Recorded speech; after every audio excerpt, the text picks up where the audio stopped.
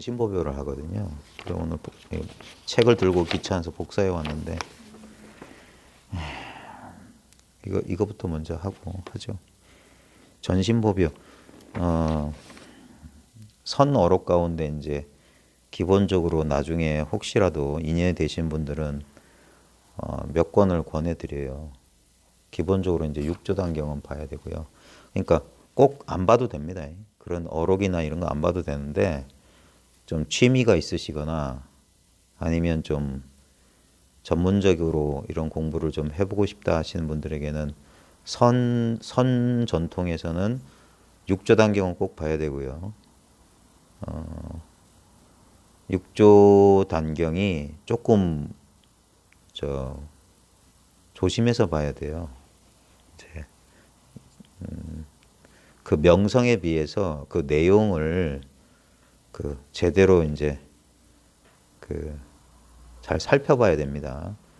나중에 이제 좀 아시는 분은 아시겠지만은 우리 고려 시대 때 보조 국사 진월 스님이 덕이본 육조단경을 간행하면서 뒤에 발문을 쓰셨는데 거기서 이제 남양해충국사가 육조단경을 비판한 내용이 일부 실려 있어요. 전등록에 보면 육조의 제자로 알려진 남양해충국사가 남종선 단경에 대해서 비판적으로 말하는데 그게 뭐냐면 요즘 현대 초기 불교 하시는 분들이나 불교학자들이 선종을 비판할 때 주 공격 맹점이 뭐냐면 선종은 힌두교 아트만 사상이다. 몸속에서 막 뭐 보고 듣고 느끼고 하는 어떤 정신적인 주체를 상정한다. 그래서 그런 오해를 살 만한 게 우리나라 큰 스님들도 몸속에 뭐 주인공이 있다는 둥, 뭐 몸속에 한 물건이란 게 있다가 죽으면 몸은 죽지만 그 정신적인 실체는 영원하다. 그건 불생불멸이라는 둥 그런 것들은 큰 착각에 그건 불교 아니에요. 그런 얘기를 남양해충국사가 전등록에 해놨어요. 그렇게 오해하고들 있다. 그래서 성인의 가르침을 마음대로 섞고 깎아가지고 육조단계에 그런 내용이 있다. 그리고 보조 스님도 그걸 지적했어요. 예. 근데 실제로 단경에 읽어보면 그런 구절들이 있어요. 그런 것들은 조심해야 됩니다. 그래서 그냥 이렇게 쭉 아무 생각 없이 읽으면 안 되고요. 육조단경하고 그 다음에 마조어록.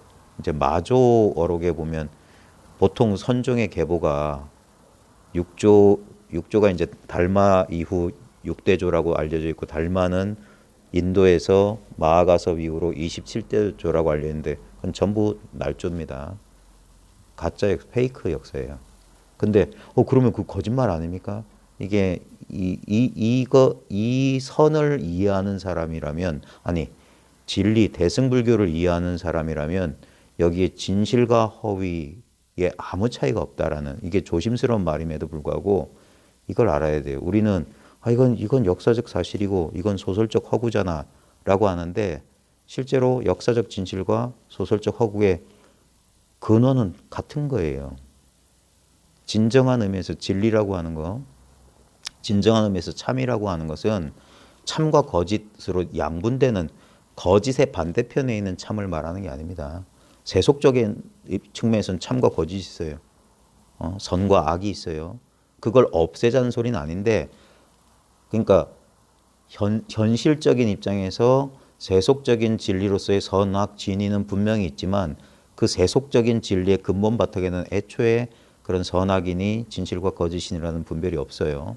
그런 입장에서 봤을 때 이 거짓 역사나 신화적인 인물을 통해서 뭔가 진실된 걸 가르쳐 주려는 방편임을 알아야지 그걸 역사적 사실이 아니네 기네 해가지고 그건 무의미한 거예요. 왜냐하면 아니 이건 역사적인 사실이고 이것은 부처님의 근본적인 음성과 가깝다라고 하는 거나 이건 누군가 중국에서 조작된 경전이다 하는 거나 그 밑바탕의 근원에 돌아가 보면 동일한 본질이 있다는 거예요. 동일한 본질. 근데 여기서 동일한 본질이 어떤 정신적인 실체이거나 어떤 이런 우리가 구체적으로 만질 수 있고 경험할 수 있는 대상으로서의 진실은 아닙니다. 그 차원을 넘어서 있는 거예요. 근데 마조어록쯤에 오면은 그 육조단경의 그런 아직 대승경전 스타일의 그런 가르침. 그래서 약간 구질구질해요. 초기 모습이기 때문에 약간 구질구질한데도 불구하고 거기서 이제 우리가 육조단경 읽어봐야 되는 이유 중에 하나는 이 불법은 불이법이라고 하는 것에 대한 올바른 안목이 있고요. 그 다음에 이제 마조록에 와서 이제 활발한 이 어디에도 구애받지 않고 즉각적인 일상 속에서 대화 가운데 사람들을 일깨우는 불교의 어떤 그런 그 살아있는 모습이 이 마조록에 이렇게 그 잘 나타나 있어요. 주로 마조를 찾아온 구도자들과 마조 사이의 그런 그 대화나 서로 상호작용 가운데 어떤 깨달음이 격발되는 상황들이 마조록에 많이 있거든요. 마조록은 분량도 아주 짧아요. 원문으로 따지면 A4지 한 두서너 장이면 끝이에요. 마조록은 아주 간단 명료하고 그리고 군더더기가 없고 그래서 마조 때문에 어떤 의미에서는 육조만 하더라도 해능만 하더라도 거의 신화적인 인물에 가까워요. 실제로는 당나라 시대 때 아무도 몰랐던 사람이에요. 근데 이제 그 마조 그 육조 밑에 남악회양 밑에 이제 마조거든요. 한 두 대 걸쳤는데 이때부터 이제 뭔가 활발했고 마조 때 보면은 마조 한 사람하고 인연돼서 80여 명 이상의 견성한 사람들이 나왔다고 했거든요. 그러면서 이 마조에 의해서 이제 선문이 쭉 펼쳐져요. 그래서 마조록, 그 다음에 마조 밑에 백장 밑에 황벽이 나와요. 이 황벽의 전신보배인데 이 전신보배는 특이한 게 이 그 법문을 기록한 사람 배유라고 하는 그 당시 당나라 때 절도사, 승상, 재상 출신이에요. 그러니까 지식인이었고 세속인이었어요. 다른 것들은 전부 출가자들이 기록한 거라 좀 그런데 그래서 전신보배 같은 경우에 보면 아주 논리적이에요. 보면 황벽이 임재를 가르칠 때는 몽둥이를 두들겨 팼거든요. 근데 배유한테는 친절하게 설명을 해요. 아주 지금도 서양인들이 제일 좋아하는 선호록은 전신보배예요. 왜냐면 서양인들도 이해해요. 막 격액구 같은 거는 서양인들도 우리 동양인들도 이해 못 하는데 여기는 격액구보다는 친절한 논리적인 설명이 있어요. 그게 아마 배유라는 사람이 설법을 하는 사람이 이 황벽이 출가자를 대상으로 설법한 게 아니라 이 재상이 자기가 근무지에다가 스님을 모시고 다녔거든요. 그래서 개인적으로 가르침을 받았어요. 그러니까 내밀한 이 설명을 들었겠죠. 그래서 그걸 머리가 좋은 사람이다 보니까 그때부터 듣고 돌아와서 기록해두고 했다가 나중에 이제 황벽 스님이 돌아가실 무렵에 한 권의 책으로 정리해서 이제 그 당시에 제자분들한테 딱 검증을 받는 거예요. 제가 이렇게 엮었는데 이게 그 스님의 말씀과 어긋남이 있습니까? 그러니까 어긋남이 없다고 인증받아서 이제 간행한 거거든요. 그래서 이 전신보배 참 중요하고요. 그래서 우리나라의 선문차료에도 전신보배가 꼭 안 빠져요. 경화선사가 우리 범어사에서 선문차료를 선 공부하는데 요긴한 문건들을 몇 개 편집해서 묶은 게 선문차료인데 거기도 이제 빠지지 않고 나오고 그 다음에 이제 황벽 다음에 임재. 임재 어록은 정말 이게 중요합니다. 임재 그 어록에 나오는 그 임재 그 시중 사람들한테 간곡하게 말하는 그 대목 보면은 절대 어디에도 의지하지 마라. 임재의 가르침을 상징적으로 나타내는 그 한마디가 무위진인, 무의도인이에요. 위치가 없는 참사람. 보통 우리는 위치가 있잖아요. 우리가 이걸 사람이라고 할 때 우리는 어딘가 있어요. 부산, 여기 뭐. 근데 진정한 참사람은 진정한 우리의 정체성, 진정한 우리의 본래 면목은 위치가 없다. 위치가 없다는 건 뭐냐면 대상이 아니란 말이에요. 전체이기 때문에 따로 위치가 없어요. 언제 어디서든 바로 지금 바로 여기 바로 이것이란 말이거든요. 그리고 무의도인, 의지함이 없는 도인이다 이 말이에요. 신통이나 견성이나 어떤 체험의 의지에 있는 게 아니에요. 왜냐하면 만약에 의지함이 있다는 건 뭐냐면 나와 대상 둘이란 말이에요. 그러니까 의지함이 없고 똑같은 소리예요. 위치가 없는 참사람이나 의지함이 없는 도인이나 마음이나 불법이나 성품이나 결국 이름만 다를 뿐이지 동일한 우리의 경험 상태를 가리키는 거예요. 바로 지금 당장의 이 경험이다 이거예요. 그걸 가장 자신 있게 가장 사람들에게 강렬하게 호소하고 있는 게 임재록이기 때문에 어록의 왕이고 임재종을 선문의 왕이라고 하는 거예요. 선문의. 나중엔 결국 임재종과 조동종이 남는데 임재의 그 가르침이 활발하고 지금 우리 이제 직지인신 견선성불의 이러한 전통이 지금에까지 이렇게 면면이 이어져 오는 데는 그런 임재의 가르침이 우리 동북아시아에서는 큰 영향을 미쳤거든요. 그래서 임재록 고까지면 돼요. 뒤에 이제 원오심유하고 대서장을 전통적으로 권하는데 실제로 80년대 이전에는 원오심유가 있는지 없는지도 사람들이 몰랐어요. 그 성철 스님 덕분에 그 원오심유란 문건이 이제 이렇게 사람들한테 널리 알려졌는데 그 원오심유는 상당히 이제 이 공부에 깊이가 있는 사람들이 한 번은 꼭 봐야 돼요. 자신의 이제 안목을 점검하는데 도움이 되는 그런 책이고 대서장은 우리 전통적으로 가나선이었던 우리나라에서는 강원에서 꼭 배웠던 책이지만 저는 별로 권하지 않습니다. 원오심료까지는 권하는데 대해부터는 별로 권하지 않아요. 좌우지간 그 정도면 선문되고 그 중에 하나가 이제 지금 오늘 7번째 시간이고 대구 분들을 위해서 했었는데 지금 상황이 여의치 않아 가지고 못 하고 있습니다. 자, 설령 한 물건이라도 맞지 않다. 이것도 단경에 나오는 거예요. 단경에 남학회양이 육조를 찾아오니까 어떤 물건이 이렇게 왔느냐 이렇게 선문답이 펼쳐졌어요. 무슨 물건이 이렇게 왔느냐, 무엇이 지금 여기 있느냐 이런 말이거든요. 그러다가 거기에 자기가 물으러 갔는데 오히려 질문을 받았어요. 진리를 묻거나 불성을 묻거나 견성을 묻거나 깨달음을 물으러 갔는데 입 열기 전에 육조가 무슨 물건이 이렇게 왔느냐 이렇게 했어요. 그러자 할 말이 없는 거예요.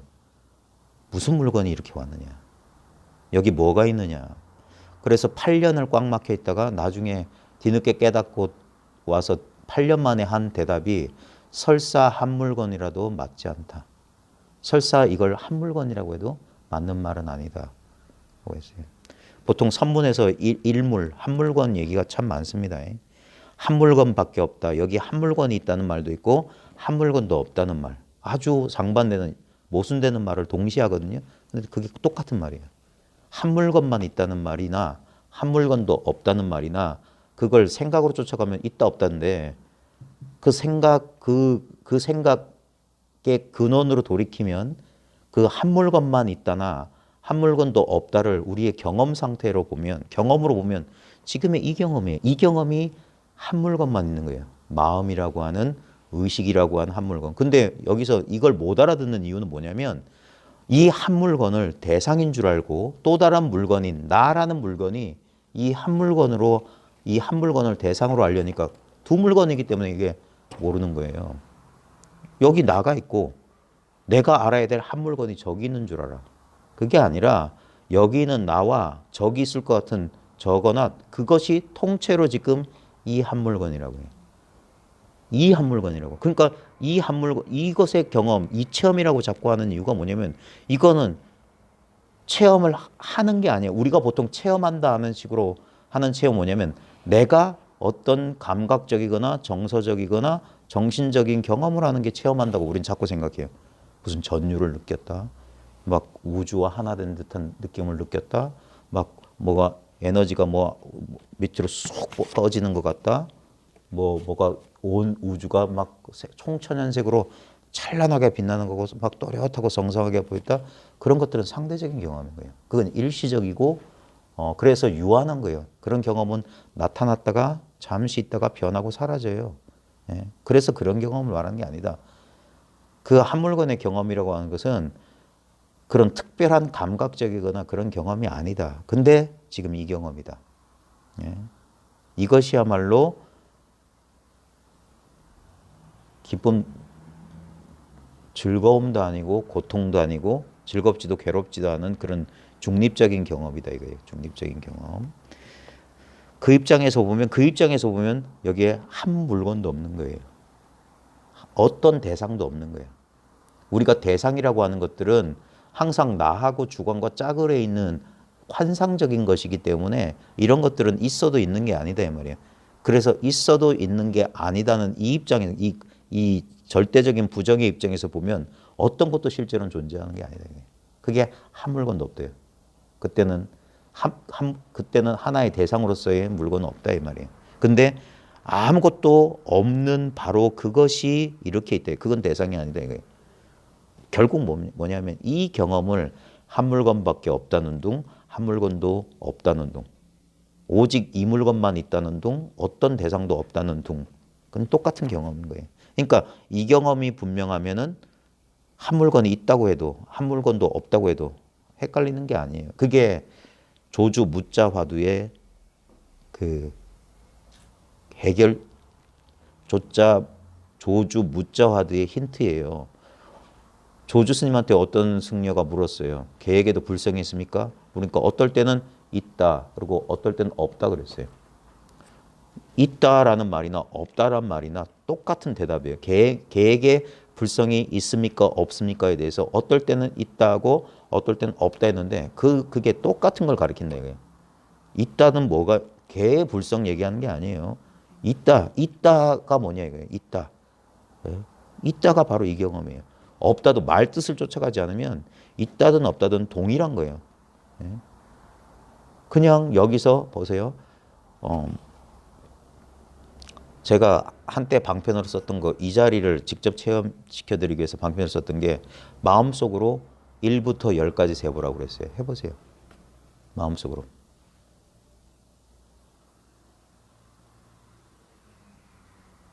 10까지 갈 필요 없어요. 한 1, 2, 3만 해도 돼. 보면 이러지 않아요? 이런 경험만 비유적으로 말하면 갑자기 검은 허공 같은 데서 숫자 1이 반짝 불 들어와요. 그리고 꺼져요. 그 다음에 2가 꺼져요. 2가 반짝하고 꺼져. 그 다음에 3이 반짝하고 꺼져. 보면 우리는 마음속으로 하나, 둘, 셋, 넷 하다 보면 하나, 둘, 셋 여기에 관심이 가 있는데 지금 하나가 떠오른 자리나 둘이 떠오른 자리나 반짝반짝하는 건 모양이 달라요. 근데 1이 반짝이든 3이 반짝이든 7이 반짝이든 결국 똑같은 자리를 가리키는 거예요. 그러니까 유, 있다, 없다, 무, 마상근, 정전백수자 오만 소리가 다 이거예요. 그러니까 팔만대전경 하나가 마음심자 하나고 마음심자 하나 뭐냐 이거다 이거예요. 바로 이 마음이지 다른 물건. 그러니까 요거 한 물건 있다 이거예요. 요 한 물건을 알라도 이 한 물건 속에 있다 이거예요. 한 물건 바깥에서 이게 한 물건이겠거니 하면 그건 두 물건이란 말이에요. 그러니까 설사 한 물건이라고 해도 맞지는 않습니다. 그 말도 맞지 않습니다. 그런 얘기가 있는 거예요. 이건 이 경험을 누구나 다 하고 있는데도 자기가 이 경험을 하고 있는지 모르는 사람이 태반이고 알았다 하더라도 그렇게 이걸 뭐 어쩔 수 없어서 알았다고 하지만 그 안 자체가 이제 깨끗이 떨어져 나가야 돼요. 자, 어록 조금 하고요. 본래 부처는 진시로 한 물건도 없다. 원문엔 본불상 실무 일법이라고 되어 있어요. 본래 부처 위에는 실제로 아무것도 없다 이 말이에요. 지금 우리의 분별하는 마음의 입장에서 보면 천차만별이 다 있죠. 온갖 게 다 있죠. 근데 바로 그 다 있는 이대로 제가 이제 국어 선생이라 그런지 몰라도 말장난 해보면 보세요. 여기 보면 여기 퇴수구가 있어요. 여기 꽃이 있어요. 여기 뭐 차 우리는 도구가 있고 여기 종이떼기가 있고 내도 있고 뭐가 있어요. 좌우지간 뭐가 있다. 여기 그 주어 자리에는 다 천차만별의 대상들이 있어요. 근데 결국 이 천차만별의 대상을 서술해 주는 서술어는 뭐냐면 있다예요. 그 있다. 이 동일한 있음 위에 무엇이라는 것들이 잠시 인연 따라 여기에 있는 거예요. 그리고 여기 있는 것들은 결국 사라질 겁니다. 있기 때문에. 나타났기 때문에 사라진다고요. 근데 우리는 사라졌다 했을 때도 그 주어, 그 무언가 대상은 사라져요. 근데 사라짐에 대한 자각, 사라짐에 대한 알문, 있음에 대한 알미나 사라짐에 대한 알미나 똑같은데 지금 제가 알미라는 지저분한 단어를 개념을 써버렸어. 그러니까 안 된다는 거예요. 이런 걸 붙이면 안 된다. 그거 말을 딱 떨어뜨려버리고 바로 이 체험은 하고 말고가 아니에요. 그럼 이원성이기 때문에 한다 안 한다가 아니에요. 그래서 바로 지금 이 체험이라는 거예요. 여기서 멈춰야 된다는 게. 이게 분명해야 된다고 하는 거예요. 여기서 생각으로 헤아리면 절대 분명할 수 없어요. 맞나 틀리나? 이건가 저건가? 널뛰기를 한단 말이에요. 그래서 지관하라는 거예요. 멈추고 보라는 거예요. 멈추면 보인다 이 말이에요. 멈추지 못하니까 아직 마음이 그게 뭡니까? 선정이 안 된 거예요. 이건가? 저건가? 마음이 흔들려. 그러니까 물결이 흔들리면 어떤 것도 그 비출 수가 없어요. 이그러져 보인다고. 물결이 잔잔해지면 정을 이루면 멈추면 보인다는 거예요. 그러면 아 이거였군 하고 그렇게 훅 이렇게 다가온다. 본래 부처는 진실로 한 물건도 없다. 허통하고 텅 비어서 통했다 이 말이에요. 마치 그래서 허공과 같다는 거예요. 우리 마음속엔 이 허통한 마음을 경험해 보는 방법. 우리 좀 전에 점심 먹었죠. 그때 먹었던 반찬 상 기억나죠? 봐요. 이렇게 안 해도 돼요. 이렇게 봐야 돼. 이렇게 하면은 자꾸 사람들은 생각을 머릿속으로 하는 줄 알아. 눈앞에서 생각하는 줄 몰라요. 과사님도 어제 제가 일러드렸던 그거예요. 바로 여기서 여기가 텅 비고 통해 있기 때문에 모든 인연들이 탁탁 1, 2, 3, 4 텅 비었기 때문에 그래서 여기 자유라고 하는 거예요. 그리고 자재라고 하는 거. 이렇게 스스로 있는 거예요, 이게. 스스로 말미암고 스스로 있는 게 자유자재예요. 나밖에 없대요. 선생님, 근데 저게 있어요. 이게 있는 연기의 예. 측면에서는 예. 어떻게 바라봐야 되는지. 이렇게 바라봐요. 뭘 어떻게 바라? 연기가 그냥 그러니까 연기를 개념으로 이해하면 이것이 있으면 저것이 있고 그 연기의 정형적인 문구를 따라가잖아요. 근데 이걸 우리 경험적으로 보면 지금 우리의 경험이 바로 연기예요. 여기 꽃이 있잖아요. 이게 연기야. 꽃은 저울로 있잖아요. 꽃을 꽃이라고 불러준 나 없이 꽃은 저울로 있지 않잖아요. 그러니까 이걸 말로 설명하면 내가 있음으로 주관으로 있으면서 객관이 있고 객관은 주관이 있다 이렇게 설명하잖아요. 근데 그건 설명이고 실질적인 경험을 보면 이게 연기잖아. 그러니까 말 없이 꽃 한 송이를 들어보이는 거야. 그 연기라는 걸 이해할 필요가 없고 그 연기라는 것을 통해서 진실로 가리키려고 하는 게 뭐냐면 모든 것의 근본되는 거예요. 꽃 한 송이를 들어보임을 통해서 이 꽃에 속지 않으면 지금 자기가 쓰고 있는 것을 자기가 자각해야 되는 거예요. 예. 아까 그 시골 밥상에 그거는 환상이잖아요. 근데 환상이 어디서 경험돼요?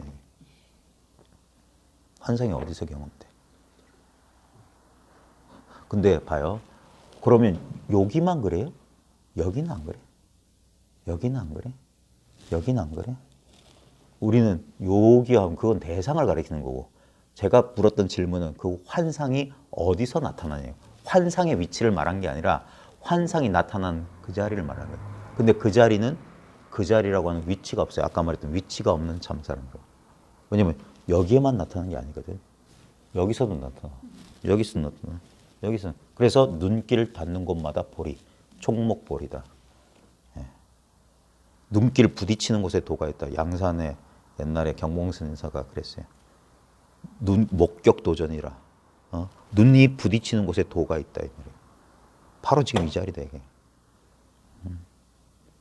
그러니까 허통하고 텅 비어서 통해 있고 적정하다. 봐요. 우리의 시끄러운 관념이나 시끄러운 감정들이 일어나는 이 자리는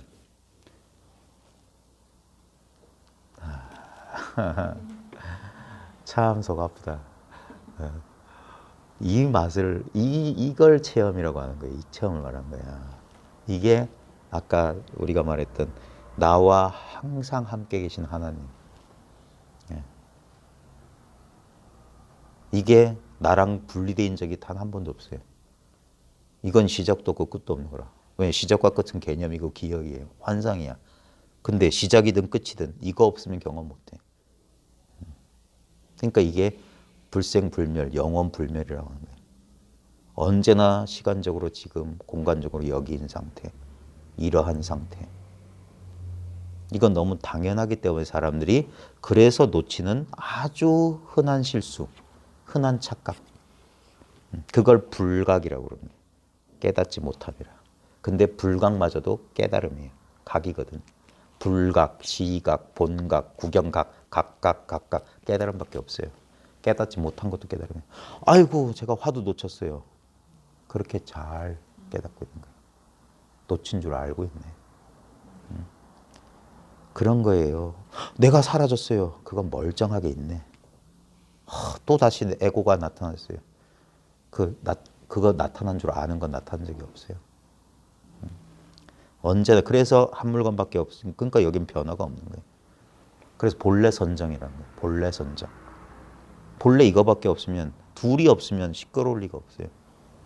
항상 우리는 분열돼 가지고 저것만 없으면 내가 마음 편할 텐데 그렇게 우리 에고가 우리를 속여요. 자기를 둘로 분열시켜.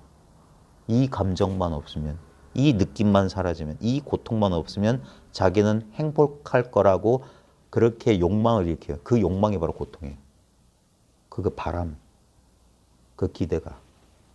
우리는 근데 거기에 속아서 그 말을 들어주면 그것이 요구한 대로 그 행위를 해서 그걸 충족시켜주면 내가 저 목표에 도달하면 어떤 걸 없애버리면 어떤 걸 얻으면 행복할 거라고. 그러면서 우리는 시간을 낭비하게 만드는 거예요. 엉뚱한 곳에 애를 쓰게 만드는 거예요. 그게 아니라 그것이 새빨간 거짓말임을 깨달으면 바로 그것이 고통의 뿌리인 줄 본다면 난 저게 싫어. 이게 고통의 뿌리인 거예요. 그러니까 계속 반복되는 거예요. 계속 똑같은 포맷으로 계속 반복돼요. 여전히 이 간극이 안 벌어져요. 왜? 스스로 일으킨 분열이기 때문에 스스로 그걸 그 실체를 꿰뚫어 그래 오직 깨달음밖에 없지 업을 지어서 어떤 행위를 통해서 조건을 바꿔서 그런 건 있을 수가 없는 거예요. 그건 일시적일 수 있지. 일시적으로. 그래서 근본적인 치유가 아니기 때문에 그래서 이 근본적인 입장에서 보면은 애시당초 수행 방편이라고 하는 것은 말이 안 맞는 말이에요. 그러기 전에 그것을 보는 눈을 바꾸는 거예요. 관점을 그게 근본적이고 급진적이고 혁명적인 거예요. 그러지 않고서는 계속 똑같은 어리석음을 반복해요. 본래 부처는 진실로 한 물건도 없다. 허통하고 적정하여 고요하고 고요하다 이 말이에요. 적정하다. 분명하며 이게 명묘라고 되어 있는데 분명이라고 보니까 밝고 묘하다 그랬어요. 이거 분명한데 묘해. 묘하다는 말은 안다 모른다가 아니다 소리예요. 이거 뭐라고 말할 수가 없어. 근데 자기 체험으로는 분명해. 그래서 꿀 먹은 벙어리 같다. 기막힌 꿈을 꾼 벙어리와 같다. 분명히 꿈을 경험해서 기막힌 걸 경험했어. 근데 말이 안 나와. 그래서 안락하다 이 말이에요. 묘하게 안락할 뿐이다. 그래서 깊이 스스로 깨달아 들어가면 곧바로 원망부족해서 이것도 번역이 좀 엉망인데 심자오입하면 깊이 스스로 깨달아 들어가면 자 깨달아 들어간다라고 이거 공간적으로 이렇게 막 표현한 게 있는데 깨달음에도 깊이가 있느냐? 실제로는 깊이가 없어요. 돈수가 맞아요. 근데 우리의 남아있는 옛 생각의 습관 그것 때문에 마치 시간이 지나면 깨달음의 깊이가 깊어지는 것처럼 또는 넓이가 넓어지는 것처럼 느껴져요. 감각적으로. 그건 여전히 뭐냐면 아직 뭔가가 해소되지 않은 뭔가가 남아있기 때문에 마치 우리가 저 추운 날 운전할 때 보면 앞 유리창에 얼어가지고 윈도우 브러시 있는데 여기만 이렇게 밟다가 저 히터 딱 틀면 서서히 이게 투명해지고 밝아지는 것처럼 원래 유리창은 멀쩡했는데 성에가 껴 있었던 거예요. 잡념이나 망상이. 그런 것들이 이제 이 각성, 이 깨달음이 계속 거기에 대한 발심이나 관심이 사라지지 않고 있으면 그 생각들이 점차 이 자리로 돌아와요. 그 번뇌 망상이 딴 물건이 아니거든. 결국 이건데 그것이 인연에 의해서 어떤 이미지 형상을 취한 거야. 우리가 아까 실험에서처럼 어떤 이미지를 떠올려 보라는 게 지금 마음이란 걸 자기가 직접 경험해 보는 거예요. 여기 물이 있는 줄 알려면 한번 휘저어보면 알 수 있어. 휘저어보면 여기 뭐가 느껴지고 감각돼. 그럼 거기 물이 있는 거예요. 뭘 떠올릴 수 있으면 그 자리가 마음이 있는 자리야. 다른 자리에 있는 게 아니고. 그래서 깊이 깨달아 들어가면 직하의 변시다 그랬어요. 곧장 이것이다 이거예요. 이게 올바른 번역이에요. 직하 오입이면 아니 심자 오입이면 직하 변시. 직하란 말은 당장이 말이에요. 곧장. 변시는 곧바로 이것이란 뜻이에요. 곧바로 이것. 바로 원망구족하여라는 뜻이 아니라 직하에 이것이다. 그래서 원망구족, 그 다음에 원망구족이 나와요. 제가 전신법의 번역을 몇 권 봤는데 곧장 이것이다라고 번역한 건 통광스님 번역, 옛날에 칠불사 계셨던 통광스님 번역만 고려돼 있어요. 나머지는 전부 다 이거 곧장 이걸 모르더라고. 곧장 이것이, 왜냐하면 이런 경험이 없는 사람은 한문으로 보면 이게 시자가 오를 시 아니면 이 시자인데 직하에 곧 옳다? 이게 뭔 말이야? 이런다고요. 바로 지금 이것이다 이거예요. 원망 부족하여 다시는 모자람이 없다. 이게 온전함이에요. 이게 온전함이라고. 본래 온전해요. 우리는 착각이 뭐냐면 원래 불완전한 걸 자기로 여겼기 때문에 그래서 만족이 없었던 거예요. 이 입장에서 보면 만족할 수 없어요. 왜? 자기는 끊임없이 변하고 있어요. 끊임없이 변하는 이걸 나라고 여기니까. 근데 조금 제가 방편적 설명을 할게요. 지금 자기를 분명히 의식하고 있는 이 눈앞의 입장으로 보자 이거예요. 우리는 이제까지 방향이 이 몸의 입장에서 안에서 밖을 향한다고 자꾸 생각했던 거라. 그게 아니라 밖에서 안을 향한다고 봐도 아무 차이가 없어요. 자기가 이 바깥이 허공이 나를 본다는 입장에서 봐요. 오히려 우리 감각적 입장에서 그게 맞아요. 자기 몸을 한번 자기 몸 윤곽을 잘 느껴보세요. 이게 몸 속에서 바깥을 만지는 것 같아요? 이러지 않아요? 몸 바깥에서 자기 몸을 이렇게 만지고 있는 것 같잖아요. 그러니까 몸뚱아리 윤곽선이 감각되잖아요. 그러니까 나라고 하는 우리 마음이라고 하는 게 몸 안에 갇혀 있지 않다는 가장 확실한 거예요. 그리고 바로 지금 요 눈앞에 이 경험이라고 자꾸 하는 거예요. 요걸 경험하십시오. 요렇게 경험하면 됩니다 하는 거예요. 근데 사람들이 이걸 안 믿더라니까. 아무 경험이 없는데 바로 그 경험이란 말이에요. 그게 공성의 체험이에요. 공성이라고 해놓고 뭐가 아무것도 안 느껴. 그게 공이지. 뭐가 느껴지면 그건 공이 아니잖아. 내용물이 있는 거잖아. 뭐 찌릿찌릿해요, 짜릿짜릿해요. 그러면 그건 내용물이 허공에 뜬구름, 구름이지. 허공이란 건 허공을 잡을 수 있냐 이거예요. 대상은 잡을 수 있어요. 아, 이건 부들부들해요. 근데 허공의 느낌? 아무 느낌 없는데요? 퍼펙트하다. 정확하다. 바로 그거예요. 그러니까 잡으려는 마음이 싹 사라지는 거예요. 그러고 보면 이 허공의 체험 아닌 게 없어요. 기쁨도 슬픔도 이 허공에서 잠시 안개 피어나듯 이렇게 그런 감각적 경험이 이렇게 솟아나는 거예요. 봐요. 지금 손을 이렇게 비비면 손가락 맞을 열감이 일어나요. 당연한 소리 아니야 해요. 근데 봐요. 멈추면 그 열감은 사라져요. 근데 열감이 사라진 자리에도 뭐가 있냐? 이 텅 빈 느낌이 있어요. 이게 아는 마음이에요. 알려지는 마음과 아는 마음은 그냥 이대로 있어요. 그러니까 인연 따라 나타났다 사라져. 나타났다 사라져. 나타났다 사라져. 뭐가 떠올랐다가 사라지고 떠올랐다가 사라지고. 그러니까 요 아주 간단한 시선이 조금 바뀌었을 뿐인데 이전 시선이 이렇게 바뀌든 여기 대상에만 이렇게 몰입해 있던 시선이 이 전체 배경으로 확장되든 이 안목의 자연스러운 아주 미묘한 변화가 삶에 대한 태도를 완전히 바꿔버리는 거예요. 내가 몸이다라는 생각에서 나는 뭐라고 규정할 수 없는 억지로 말하자면 전체가 되는 거예요. 나는 어디에도 구속되어 있지 않은 거예요. 그게 자유죠. 프리돔. 어떤 분이 저한테 가르쳐 줬어요. 영어를. 프리돔이 프리가 없다는 말이잖아요. 텍스 프리 하면 세금 없다는 소리잖아요. 돔이 뭐냐면 둘러싼 거예요. 돔. 이 한계가 사라진 게 프리돔이라고. 그래 자유라고 하는 거예요.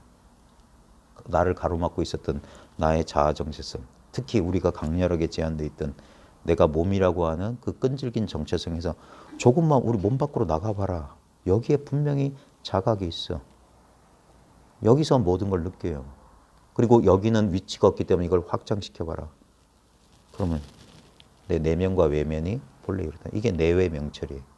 안과 밖이 밝게 뚫렸다. 그러면 육체의 제한에서부터 풀려나는 거예요. 그래서 견성한 도인들이 삼천대천 세계가 바로 나다. 백봉 김기추 가서도 뭐라고 했냐면 어느 날 문득 깨닫고 그때 하필이면 저 마을에서 교회 종소리가 울렸대. 절의 종소리도 아니고 교회 새벽 종소리 듣고 호련히 들리나니 저 종소리는 어디서 오노? 문득 깨닫고 보니까 온 누리가 바로 내 안이더라. 그런 소리 다 해요. 그 다음에 이 오도 기형 가운데 숭산 스님 같은 경우에도 뭐 100일 기도하다가 어느 날 딱 하는데 까마귀가 까까까 울었어. 근데 이제까지는 까마귀는 바깥에서 울었는데 자기 안에서 울리더라. 이게. 살짝 이게 그래. 이 안팎이란 개념이 이게 바뀐 줄 알았더니 아니 되는 거예요. 그냥 안팎이 따로 없게 되는 거예요. 그러면서 저 찻소리도 이속을 지나간다 하는 거예요. 이속을. 이게 내 안이다 이게. 기독교적 표현은 아버지 하나님이 내 안에 내 안에 하나님. 그러니까 이렇게 일치가 된다 이 말이에요. 그러니까 우리가 무의식적으로 그려놨던 그 분별의 경계선이 허물어지는 거예요. 그래서 통짜로 이제 경험된다는 게 이 한 통속으로 경험된다. 그런 식으로 하는 거예요. 그러니까 여기 이게 원만 구조예요. 두루 갖추어져 있고 원만 그러니까 두루두루 만족돼 있고 두루 갖춰져 있고 다 구족돼 있다. 다 있다 이 말이에요. 모자람이 없다 이거예요. 비록 3아승직업 동안 정진하고 그러니까 보통 수행에서 깨닫는 걸 3아승직업 걸린다고 하거든요. 아승기란 말은 헤아릴 수 없다는 소리예요. 그 말은 뭐냐면 안 된다는 소리예요. 3아승직업 수행하라는 소리는. 모든 지위를 밟아 수행 정진해도 그러니까 모든 단계를 밟아서 1단계, 2단계 해서 수행 정진해도 일념에 깨닫는 거다. 깨닫기는 그냥 한 찰나가 아니다. 일념 증시다. 일념에 깨닫는 거다. 한 생각 돌이키는 거다. 그래서 아 하는 거다. 이거. 아. 한 생각 돌이키면 호련히 원래 그 자리다. 이거. 그래. 다만 원래 부처가 증득되어 있던 것이요. 지증 원래 자불이요 그랬어요. 다만 원래 자기라는 부처, 스스로 자신인 부처가 증득되어 있는 거다 이 말이에요. 다만 원래 부처가 증득되어 있던 것이요. 그 말은 뭐냐면 본래 성불이다 이 말이에요. 본래 이 물건은 본래 있는 거지. 그러니까 갑자기 이 야바이 게임에서 깨어난 거야. 내가 막 열심히 해가지고 뭘 얻을 줄 알았더니 그렇게 막 이렇게 보여지는 것들은 다 속임수고 이 야바이판이 펼쳐지는 이 자리는 본래 있는 거 아니더냐 이거예요.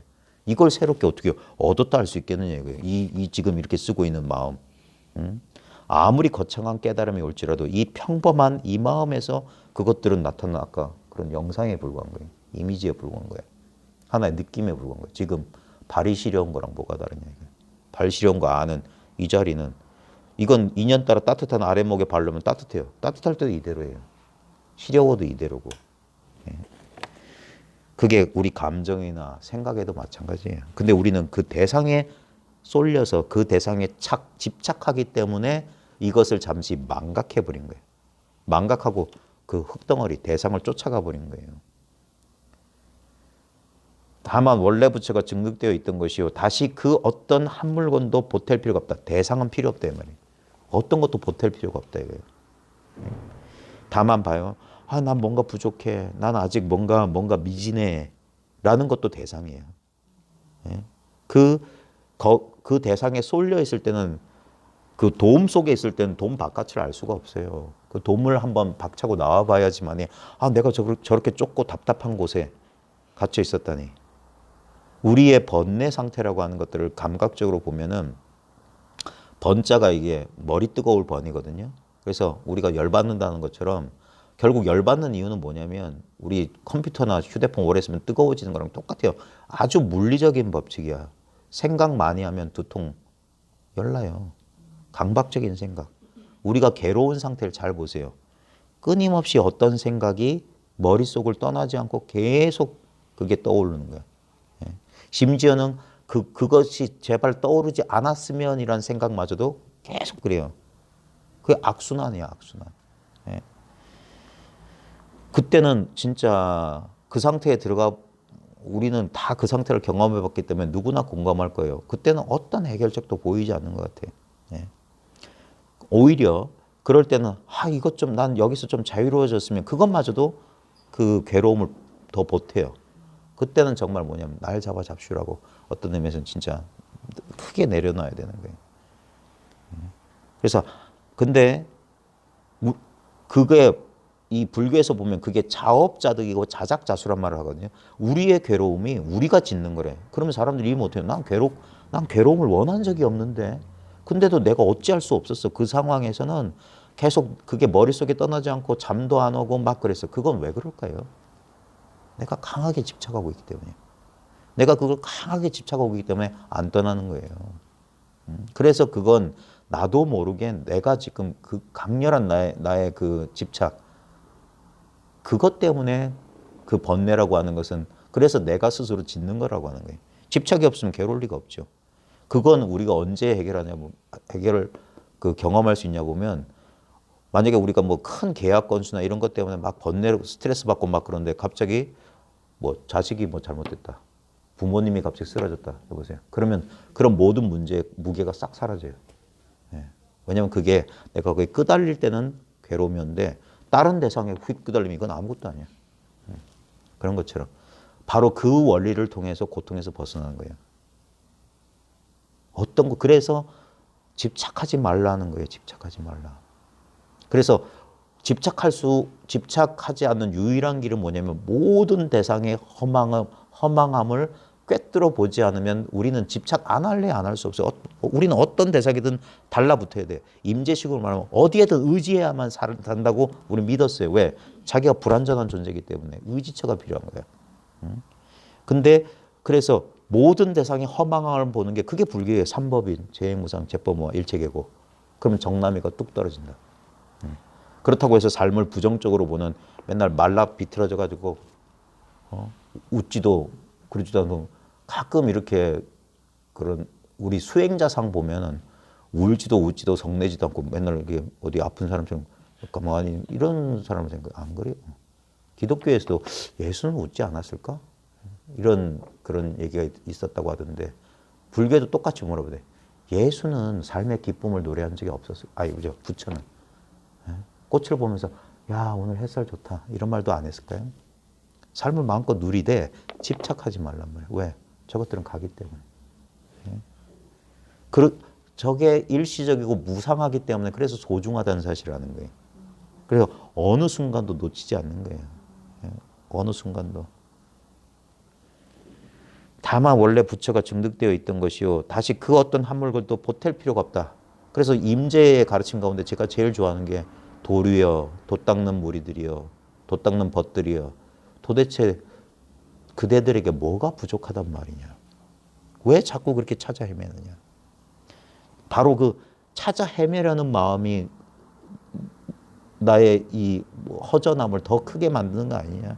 한번 멈추고 한번 돌아봐라. 진짜 내가 뭐가 부족하지? 나 지금 정신 차리고 똑바로 보면 이거는 어떤 상황이 있든지 이게 엄밀한 진실이란 걸 어렵지 않게 볼 수 있을 겁니다. 지금 뭐 아주 큰 질병 때문에 큰 고통에 시달리는 분들 계실 거예요. 이놈의 고통 깨어있는 순간 심지어는 잠도 못 잘 정도로 끊임없이 오는 뭐 여러 가지 그런 뭐 다발성 무슨 뭐 질환이 하면서 고통이 있을 때도 그때 보십시오. 내가 그 고통에 저항하고 있을 정도로 난 여유 있다. 이 말이 어떤 분들한테는 참 네가 안 겪어봐서 그러지 그럴 정신이 있는 줄 아냐 하실지 모르겠지만 한번 보세요. 그럼에도 그 고통스러운 줄 알고 있다는 것 보면은 아직 뭐가 있어요. 아직 여지가 있다고요. 예? 근데 우리는 그 심리적인 공포에 완전히 휩싸여가지고 거기에 덩달아서 더 그런 거지 냉정하게 이렇게 보면은 거기 그냥 고통이 있어요. 그걸 부정하자는 고통을 없애거나 부정하자는 소리가 아니라 고통이 있는 줄 아는 그 자리를 한번 잘 보자 이거예요. 거긴 분명히 고통이 있는데 고통만 있지는 않다 이거예요. 거기에 뭔가 고통 아닌 게 거기 같이 있다. 늘 함께 있다 이거예요. 그래서 그게 이제 정신 차리고 깨어 있는 지점이에요. 예. 거기가 우리의 귀처라고요. 피난처라고. 그게 부처님께서 말했던 자기요 법기요. 그게 진정한 자기 자신. 모든 경계의 변화와 상관없는 진정한 나 자신이고 거기가 진정한 법이다 이거예요. 그러니까 거기로 귀해라. 거기로 피난해라 이 말이에요. 깨달은 후에 보면 오랜 세월 쌓아온 공영이 모두 꿈속에 망령된 일이다.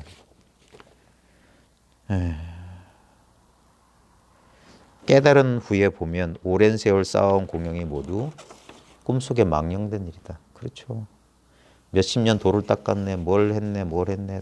다 여기서 보면 진짜 아까 먹었던 점심 메뉴 생각하는 일이랑 똑같아요. 정신 차리고 보면 이 당장의 이것 외에 어떤 것도 있지 않아서 그건 전부 꿈속의 얘기 같은 거예요. 여기서 꿨던 꿈이란 말이에요.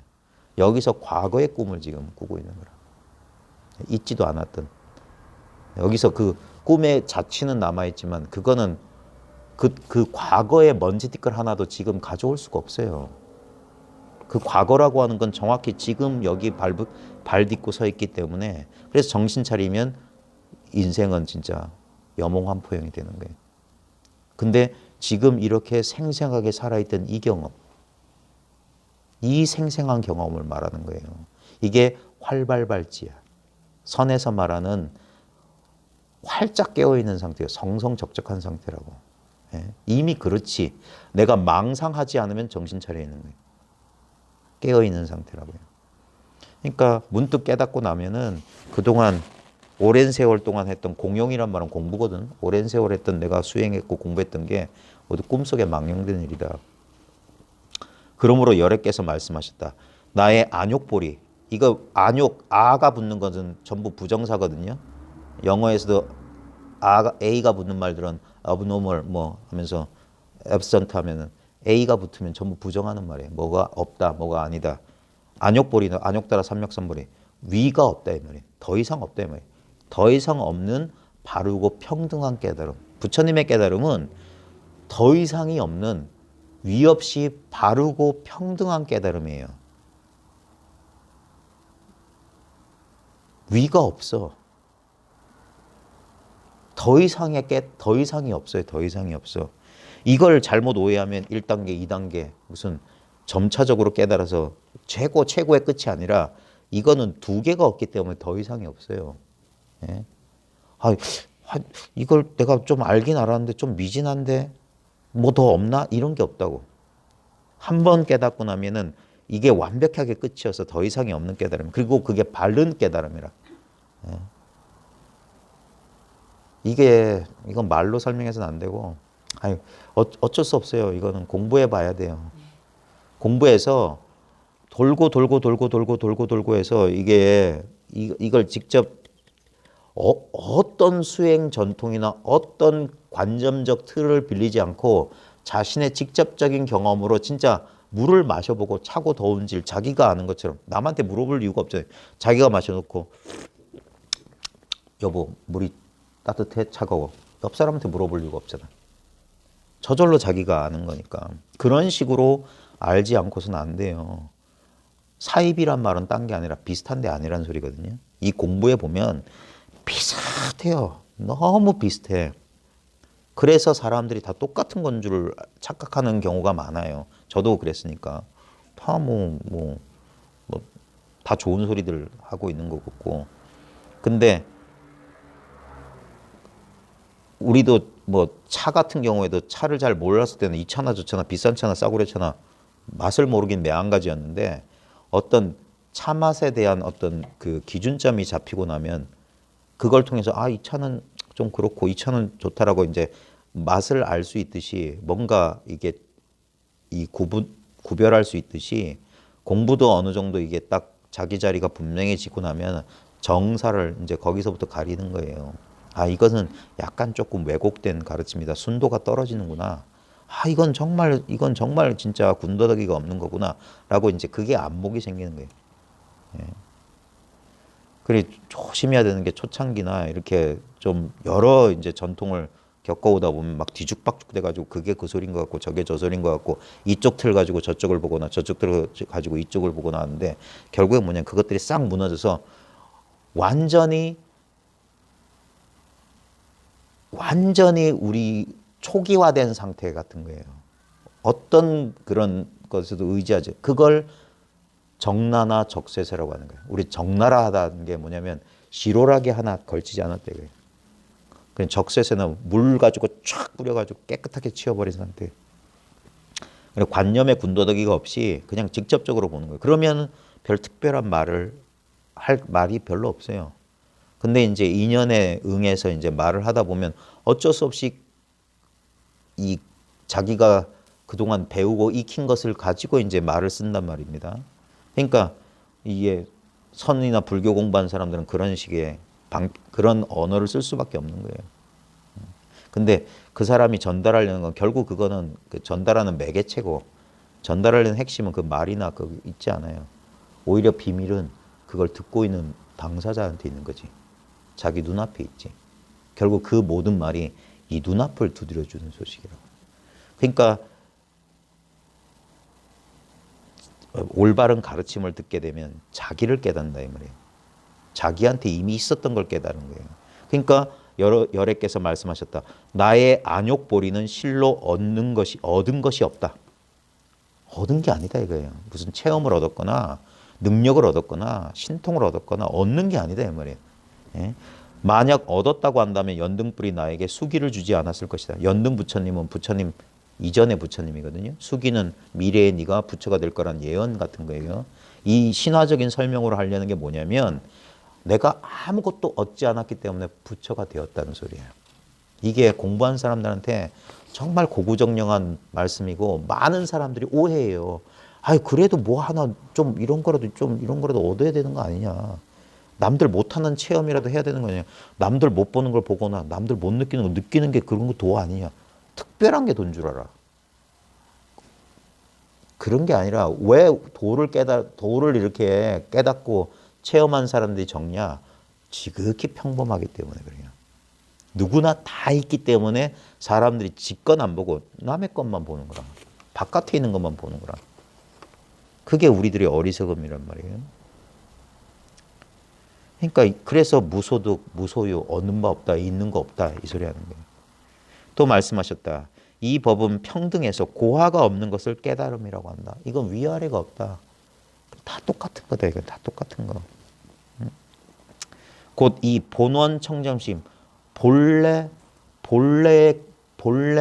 근원적으로 맑고 깨끗한 마음. 한자를 풀이하면 본래 근원적으로 맑고 깨끗한 마음인데 이 말마디 말뜻에 쫓아가지 말고 직접 자기 안에서 확인해 봐라 이거예요. 이거 마음이거든, 마음. 우리가 보통 국어사전에도 보면 마음이라고 하는 것은 물질적인 실체가 아니에요. 마음은 정신적인 거야. 그럼 여기서 정신적인 거, 예를 들면 나의 느낌, 감정, 생각, 뭐 욕망 이런 것들이 다 정신적인 건데 본래 근원적인 거다. 그 다음에 청정하다고 했어요. 근데 우리 생각이나 욕망이나 느낌 같은 것들은 뭔가 이걸 말로 설명하기 좋게 기쁨이 노란색이라면 뭐 분노는 붉은색, 슬픔은 어두운 회색이나 검은색 이런 것처럼 물들어 있는 거예요. 근데 그러니까 차별되는 거예요. 감정이 변한다는 걸 알아요. 근데 그런 감정들이 떠오르는 이 자리, 감정들이 경험되는 그 자리는 그 감정의 색채에 물드는 것 같지만 그 감정들이 지나고 나면 이거는 본래 아무 물들지 않은 그 청정한 그 상태로 그대로 있어요. 그걸 지금 언제나 확인하는 거예요. 지금. 그래서 마음을 써봐라는 거예요. 마음을 써봐야만 알 수 있어요. 우리가 왜 뭐 명상한다 그러면 조용하게 있고 그런 식으로 사람들이 생각하냐면 아무래도 경계가 시끌시끌하면 우리 주의가 분산돼 가지고 막 이렇게 경계로 막 흩어지니까 이 본래 깨끗한 마음에 이 마음 이 속에 있으면서도 그걸 돌이켜보지 못하는 거예요. 그래서 잠시 공부할 때는 좀 조용히 마음을 좀 가라앉히고 그리고 차분히 딴 생각 잡념 없이 이렇게 마음을 쉬고 이렇게 대화를 주고받다 보면 어렵지 않게 언제나 있었던 이 마음을 발견하는 거예요. 근데 이게 있는 줄 몰랐다가 이걸 자각했을 뿐이야. 여기 뭐가 있군. 그래서 이걸 뭔지 모르기 때문에 한 물건이라고 하는 거예요. 영어로 하면 요즘 세대들은 영어가 표현할 거예요. 일물이라고 하면 한 물건 하면 무슨 이런 물건이 이렇게 된 거잖아. 그게 아니라 여기 그 부정관사 A 있잖아요. 그게 a thing. 여기 뭔가 뭐 어떤 게 있어. 어떤 게 있다. 근데 뭔지 모르겠다며. 예. 뭐라고 말로 표현할 수 없는 뭐가 있다 이거예요. 뭐 그걸 일물이라는 거예요. 일물. 예. 그게 본원 청정심이에요. 이걸 제가 이제 여기서 이제 개인 이제 직접적으로 이제 사람들하고 이걸 공감할 때는 제가 쓰는 방편은 허공에다 그리기, 그 다음에 손등 누르기요. 손등을 누르는데 손등 누른 데는 뜻이 없다고요. 그렇게 하는 게 아니에요. 레이디 퍼스트. 자, 여기 자 여기 좀 치우고요. 아줌마는 역시 자, 그냥 편하게 하세요. 자, 제가 손등을 누를 건데요. 제가 손등을 누르는 뜻은 손등 누른 데는 뜻이 없어요. 제 실제 뜻은 여기 있거든요. 요거를 경험시켜 드리기 위해서 손등을 누르는 거예요. 아니, 지금 봐요. 또 생각을 다 굴리는데 그러지 마시고 그냥 이거예요. 여기 뭐 특별한 뭐가 있어요? 없죠. 그러니까 여기에 자신을 가져야 돼. 실제로 이거는 보살님만 알 수 있는 느낌이거든요. 지금 그냥 아무 느낌이 없죠. 그거를 놓치면 안 된다 이거예요. 그 상태에서 봐요. 여기에 마음이 있어야 돼요. 그 상태에서 제가 손등을 누르면 손등이 이 촉감이 느껴지죠. 근데 여기를 느끼면서도 요게 달라져요. 아니, 요게 달라지냐고. 같은 데에서 아니, 그죠? 그리고 봐요. 이게 이렇게 누르고 있을 때도 요건 가만히 있죠. 그 다음에 이게 사라져도 요거 있죠. 그러니까 이걸 경험시키려고 하는 거예요. 그날인데 널 그렇죠. 그러니까 얻은 게 없어요. 네. 그 다음에 이것은 평등해서 고하가 없어요. 제 아무리 잘난 체 하는 도인들도 이거 이상 없어요. 강아지 가만 안 바라보고 있으면 그 느낌이 들어요. 네? 강아지를 가만 안 바라보고 있으면 그 느낌이 들어요. 저를 바라보고 있으면 그 느낌 없어요? 똑같아. 그러니까. 근데 제일 강렬해 저는. 아, 근데 그거는 미묘한 이제 분별이 일어난 거고요. 실제로는 이거는 아무 느낌이 없는 거예요. 그게 그 느낌이라고 하는 거예요. 만약에 이게 미묘한 느낌이라도 있으면 그건 깨어있을 때 분별이라. 그래서 그런 사람들 저는 이렇게 있으면 뭐가 은은하게 느껴지나 면 그럼 모르고 꿈도 없는 깊은 잠에서 느껴지냐? 그러면 항상 같습니까? 하청할 때도 아니. 네. 그 분명히 맞네. 아주 하청할 때, 꿀꿀할 때 뭔가 그 같긴 하지만 뭔가 그 뭐 룩스가 다르다라고 해야 되나? 그건 전부 분별이에요. 그 분별이 예, 이걸 제가 같은지 아닌지 확인시켜 드릴게요. 아, 이게 분별 맞네. 제 마음에서 일어나는. 아니 그게 아니라 봐요. 뜨겁고 차가운 게 있으면 좋은데 뜨거운 걸 만지거나 차가운 걸 만지거나 분명히 다르죠. 네. 근데 뜨거운 줄 이거 뜨거운 줄 아는 거나 차가운 줄 아는 건 아무 달라짐이 없잖아요. 예. 거기서 인연 따라 뜨겁다, 밝았다, 어두웠다 그것들은 다 경계라고요. 근데 그럼 이 자리 그대로 있으면서 뜨겁다와 차갑다를 느끼는 그것의 분별은 뭡니까? 네? 이 자리 그대로 있으면서 네. 뜨겁다와 차갑다를 느끼는 이 분별은 뭡니까? 아니죠. 뜨겁다, 차갑다가 분별이고요. 이건 분별이 아니에요. 아니, 예. 이것을 대상으로 자꾸 알려고 하니까 그런 거예요. 그게 아니라니까요. 아무것도 알 게 없어요. 그래서 완전히 멈추면 여기에 머무는 게 아니라 본래 여기 있어요. 어떻게 하는 게 아니고. 그러니까 선생님, 우리는 분별 없음 속에 있으면서도 분별 있음을 같이 생활이라는 것을 네. 같이 하고 있잖아요. 네. 근데 봐요. 그 분별이라는 게 결국 뭐냐 이거예요. 이 자리에서는 아, 그러니까 그런 식으로 이론적으로 하지 말고 다시 손등을 내미세요. 자, 봐요. 이거는 분별이 잘 안 되죠. 네. 자, 이거에서 지금 여기 분별이 일어났죠. 아, 느낌이 네. 있다. 네. 근데 보세요. 이 느낌이 실제로 뭐냐 이거예요. 실제로 이거는 없다가 이렇게 나타났어요. 그럼 나타났을 때 이게 진짜로 뭐냐 이거예요. 예를 들면 이걸 비유하자면 지금 찌르기 전은 하얀 도화지만 있었어. 거기다가 붓으로 검은 점을 꾹 찍었어. 그럼 검은 점은 실제로 뭐냐 이거예요. 이 느낌은.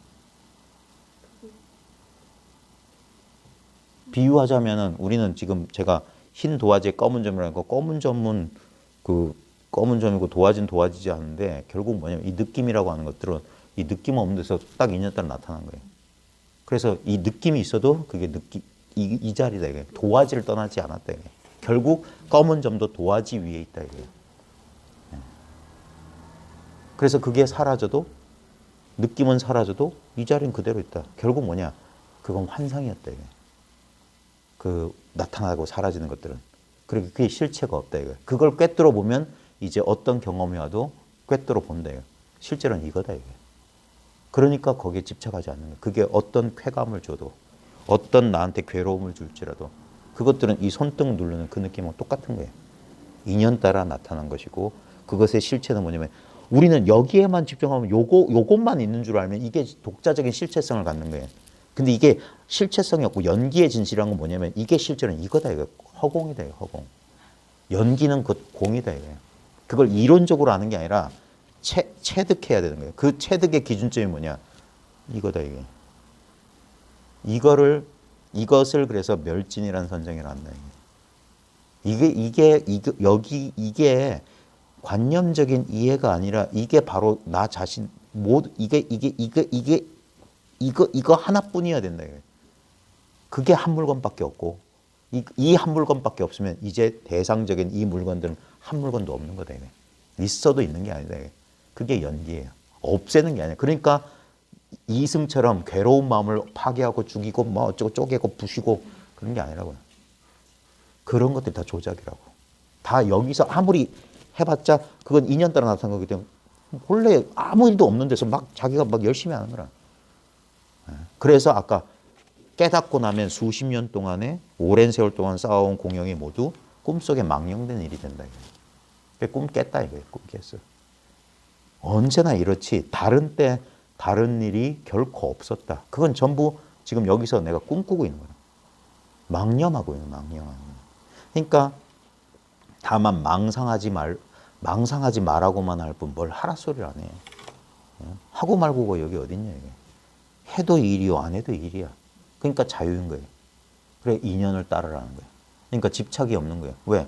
성공해도 우리가 대상을 보면 예를 들면 어떤 건물을 짓는 게 내 꿈이었다.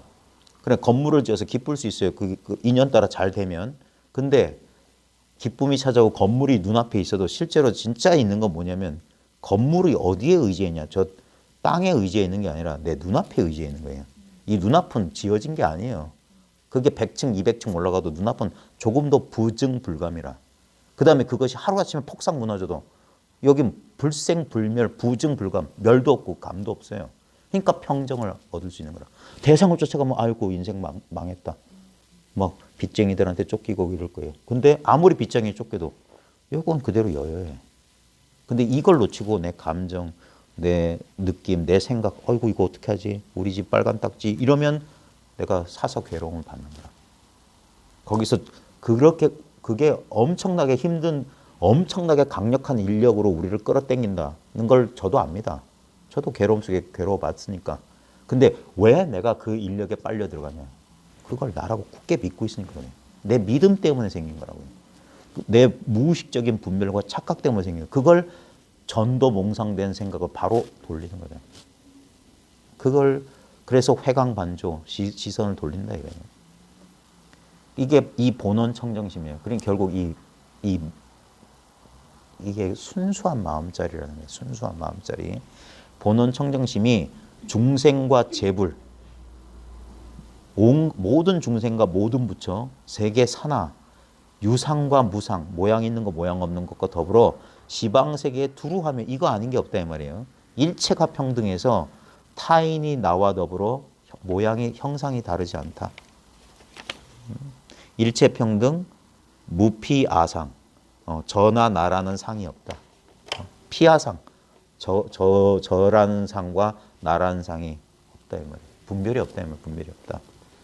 결국 불교적 깨달음, 아니 이건 불교만이 아니에요. 결국 이게 보편적인 의미에서 진리라고 했을 때 진리가 추상적인 게 아니라 지금 당장 바로 지금 나의 가장 직접적인 경험이에요. 친밀한 경험이고 언제나 이러지 않았던 거예요. 이게 모양이었기 때문에 많은 사람들이 모양으로서 찾는 사람들 눈에는 안 보여 이상하게. 근데 모양으로서 찾는 노력을 멈췄을 때 이 모양 아닌 것밖에 없어요. 다른 걸 볼 수가 없어. 제가 여러 번 공부 모임에서 소개해드렸던 그 공안이 있어요. 선문염송에. 부처가 살던 당시에 부처 옆집에 살았던 할머니가 계셨대. 근데 이 할머니는 뭐가 그렇게 꼬였는지 부처 보기를 그렇게 싫어했대요. 근데 그 할머니가 길을 나섰는데 앞에서 부처가 오는 거야. 그래서 에잇! 하고 뒤로 돌았어. 근데 저놈의 부처가 뒤에 나타나. 그리고 옆으로 가니까 또 나타나. 이쪽으로 가니까 또 나타나. 안 되겠다. 에이, 이 꼴 안 봐야지 하고 눈으로 가리려니까 열 손가락에서 부처가 나타났다. 이 말이 그거예요. 이거밖에 없다 이게. 이건 거리가 없어서 조금이라도 틈을 가지고 찾으려면 그러니까 틈을 두고 거리를 두고 찾는 건 뭐냐면 대상을 쫓는 거예요. 대상을 쫓으면 이거는 이거고 저건 저건데 이거하고 저거가 뭐가 이게 평등화되는데 이거 내가 앞만 봐도 이거는 길고 이건 동그란데 이런다고요. 근데 우리가 놓치고 있는 건 뭡니까? 이 길문 어디에 인연해서 기냐고요. 내 시야 대상 말고 지금 보고 있다는 이 사실. 이게 변하더냐 이게. 똥을 보든 장미를 보든 대상은 똥과 장미지. 그거 분별 못하는 바보가 어디 있어요. 도를 깨달았다 해서 상추를 똥에다 찍어 먹진 않아요. 똥과 된장을 구별하면서도 평등한데 구별하는 거야. 평등 가운데서 분별을 마음껏 쓰는 거지. 그러니까 아무리 분별해도 분별 안 한 거라고요. 왜? 성공과 실패가 똑같기 때문에. 그래서 마음껏 하는 거예요. 아무 생각 없이 그렇게 하는 게 아닙니다. 다 할 거 다 하면서도 결과에 연연하지 않는 거예요. 내가 최선의 인연을 다했어요. 근데 결과까지는 내가 통제 못해. 네, 집착 없이 결과에. 어차피 성공과 실패가 동일하다는 걸 사실을 알면 그럼 어떻게 됩니까? 마치 인생이 게임과 같아지는 거예요. 집착 없이 즐길 수 있는 거예요. 이게 나의 인생이고 나의 뭐 어쩌고 그러면 인생이 심각해지는 거예요. 네? 진짜 눈물 콧물. 그런데 이 사실에서 이 입장에서 보게 되면 약간의 부담감에서 자유로워지는 거야. 그래. 결국 이 입장에서 보면은 성공과 실패가 다르질 않아. 얼마나 내가 여기 가치를 부여하고 중요성을 끄달리냐의 차이인 거야. 끄달림만 없다면. 그래서 어떤 사람은 뭐 큰일 나도 눈 하나 깜짝하지 않는 거야. 이 도를 공부하지 않아도. 그 집착의 문제야. 자, 아이고 오늘 이거 할 내용은 다 했고요. 혹시 뭐 궁금하신 거 질문하신 거 있으면 차 한잔 하시면서. 아, 안 찔러드렸구나. 빼먹을 뻔했네. 그 서울에서 와가지고 네.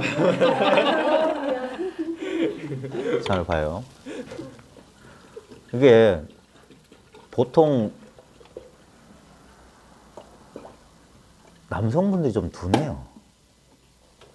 대부분 다 그런 건 아닌데 남성분들이 좌뇌형이 많고 이건 어떤 의미에서는 꼭 좌뇌 우뇌가 따로 있는 건 아닙니다. 근데 요즘 이해하기 쉽게 보면은 이건 약간의 언어보다는 공감 능력 차이예요. 네. 얼마나 공감하느냐 차이예요. 잠시만요. 됐어요. 아니, 지금 제가 많은 사람들이 이게 쉽게 못 다가오는 이유는 무의식적으로 이런 생각이 있어요. 도나 진리나 무슨 깨달음이 이렇게 아무것도 아닐 거라는, 그러니까 그게 자기는 그런 생각 안 한다고 하지만 우리 무의식적으로 그래요. 그건 어떻게 알아볼 수 있냐면 길 가는 사람한테 도에 관심 있으십니까 물어보면 알 수 있어요. 그럼 전부 다 뜨악한 표정을 짓는다니까. 왜냐면 사람들은 도 하면 막 이 흰수염 달리고 이런 나무 지팡이 들고 있는 할아버지 생각한다니까. 그 정도로 이게 도가 무슨 저 버스 지나가는 소리나 뭐 눈앞에 먼지 티끌 뭐 이런 걸 도가 아닌 줄 알아요. 그러니까 자꾸 그런 생각 때문에 이 경험을 그런 무의식적 분별이 가로막고 있어요. 제가 분명히 이 쉬운 말을 못 알아듣으니까 제가 손등을 찌르는 목적은 손등에 있지 않고 여기 있다 이거예요. 이거다 이거예요. 이것만 분명하면 제가 찌를 이유가 없어요. 결국 찔러봤자 이거 가르쳐 주는 거니까. 표정을 봐서는 여전히. 자, 봐요. 아주 쉽게 제가 진짜 유치원생이라고 생각하고 접근해 볼게요. 지금 거사님하고 저하고 요 중간 여기 허공의 요 지점을 기준으로 삼읍시다. 여기에 뭐가 느껴져요? 그냥 보여요. 아니, 제 말은 보이냐 안 보이냐가 아니라 느껴지냐고요, 이게. 자, 아무것도 안 느껴져요? 아무것도 안 느껴진다는 느낌을 한번 잘 느껴보세요. 지금 내가 의도적으로 뭘 느끼는 게 아니라 지금의 그 느낌을 한번 새로운 눈으로 가만히 있어봐. 여기 아무 느낌이, 우리는 이걸 아무 느낌이 없다고 분별하는데 그 분별을 떼버리고 그냥 느껴보시라고. 여기에 요 느낌. 요거는 느낌의 내용물은 없어서 아무 느낌이 없다예요. 근데 분명히 요거 살아있어요. 요거 느끼고 있는 거예요. 요거는 우리가 느끼고 있는데 무엇을 느낀다라는 그런 경험의 내용물이었기 때문에 사람들이 아무 느낌이 없는데라고 분별할 뿐이야. 근데 분명히 이 느낌을 느끼고 있어요. 요걸 기준으로 하는 거예요. 요 기준점을 놓치지 않은 상태에서 여길 따라오지 말고 여기 있어야 돼. 그냥 자연스럽게 있기만 하면 돼. 왜? 노력할 필요가 없어요. 자연스러운 이거니까. 여기 봐요. 그럼 여기 느낌이 나타나죠. 근데 봐요. 요 위에, 요 속에서 나타난다고. 요 느낌이 나타나도 요건 변함이 없어요. 그리고 요게 이렇게 느껴지고 있는 이 순간에도 요걸 배경으로 이 느낌이 나타난다고. 제가 요 지점이라고 했지만 요 지점, 어떤 지점 아닌 지점이 없어요. 봐요. 여기만 느낌이 없는 게 아니죠. 여기도 느낌 없죠. 여기도 느낌 없죠. 여기도 느낌 없죠. 그 느낌 없는 속에서 느낌이 나타난다고. 그리고 느낌은 나타났다 사라지만 느낌 없으면 늘 배경처럼 있는 거예요. 이걸 무심하다고 하는 거예요. 그게 마음이 없다 소리가 아니에요. 마음에 내용물이 없는 거예요. 마음은 이렇게 있어요. 이렇게 있기 때문에 사람들이 모르는 거예요. 왜? 모양으로, 느낌으로 잡으려고 하니까. 근데 안 잡으면 이거 아닌 게 없어요. 봐요. 여기만 느낌 없나? 여기도 느낌 없어. 여기도 느낌 없어. 우주 허공 끝까지 느낌이 없어. 이걸로 꽉 차 있는 거예요. 그걸 텅 빈 충만이라고 합니다. 텅 빈 채로 가득 차 있는 거예요. 우리 내면과 외면이 이 마음밖에 없대요. 그래서 사람들이 못 알아보는 거예요. 아무것도 없는데요. 그거 아무것도 없는 거. 그거 있잖아. 이렇게 있다고, 이렇게.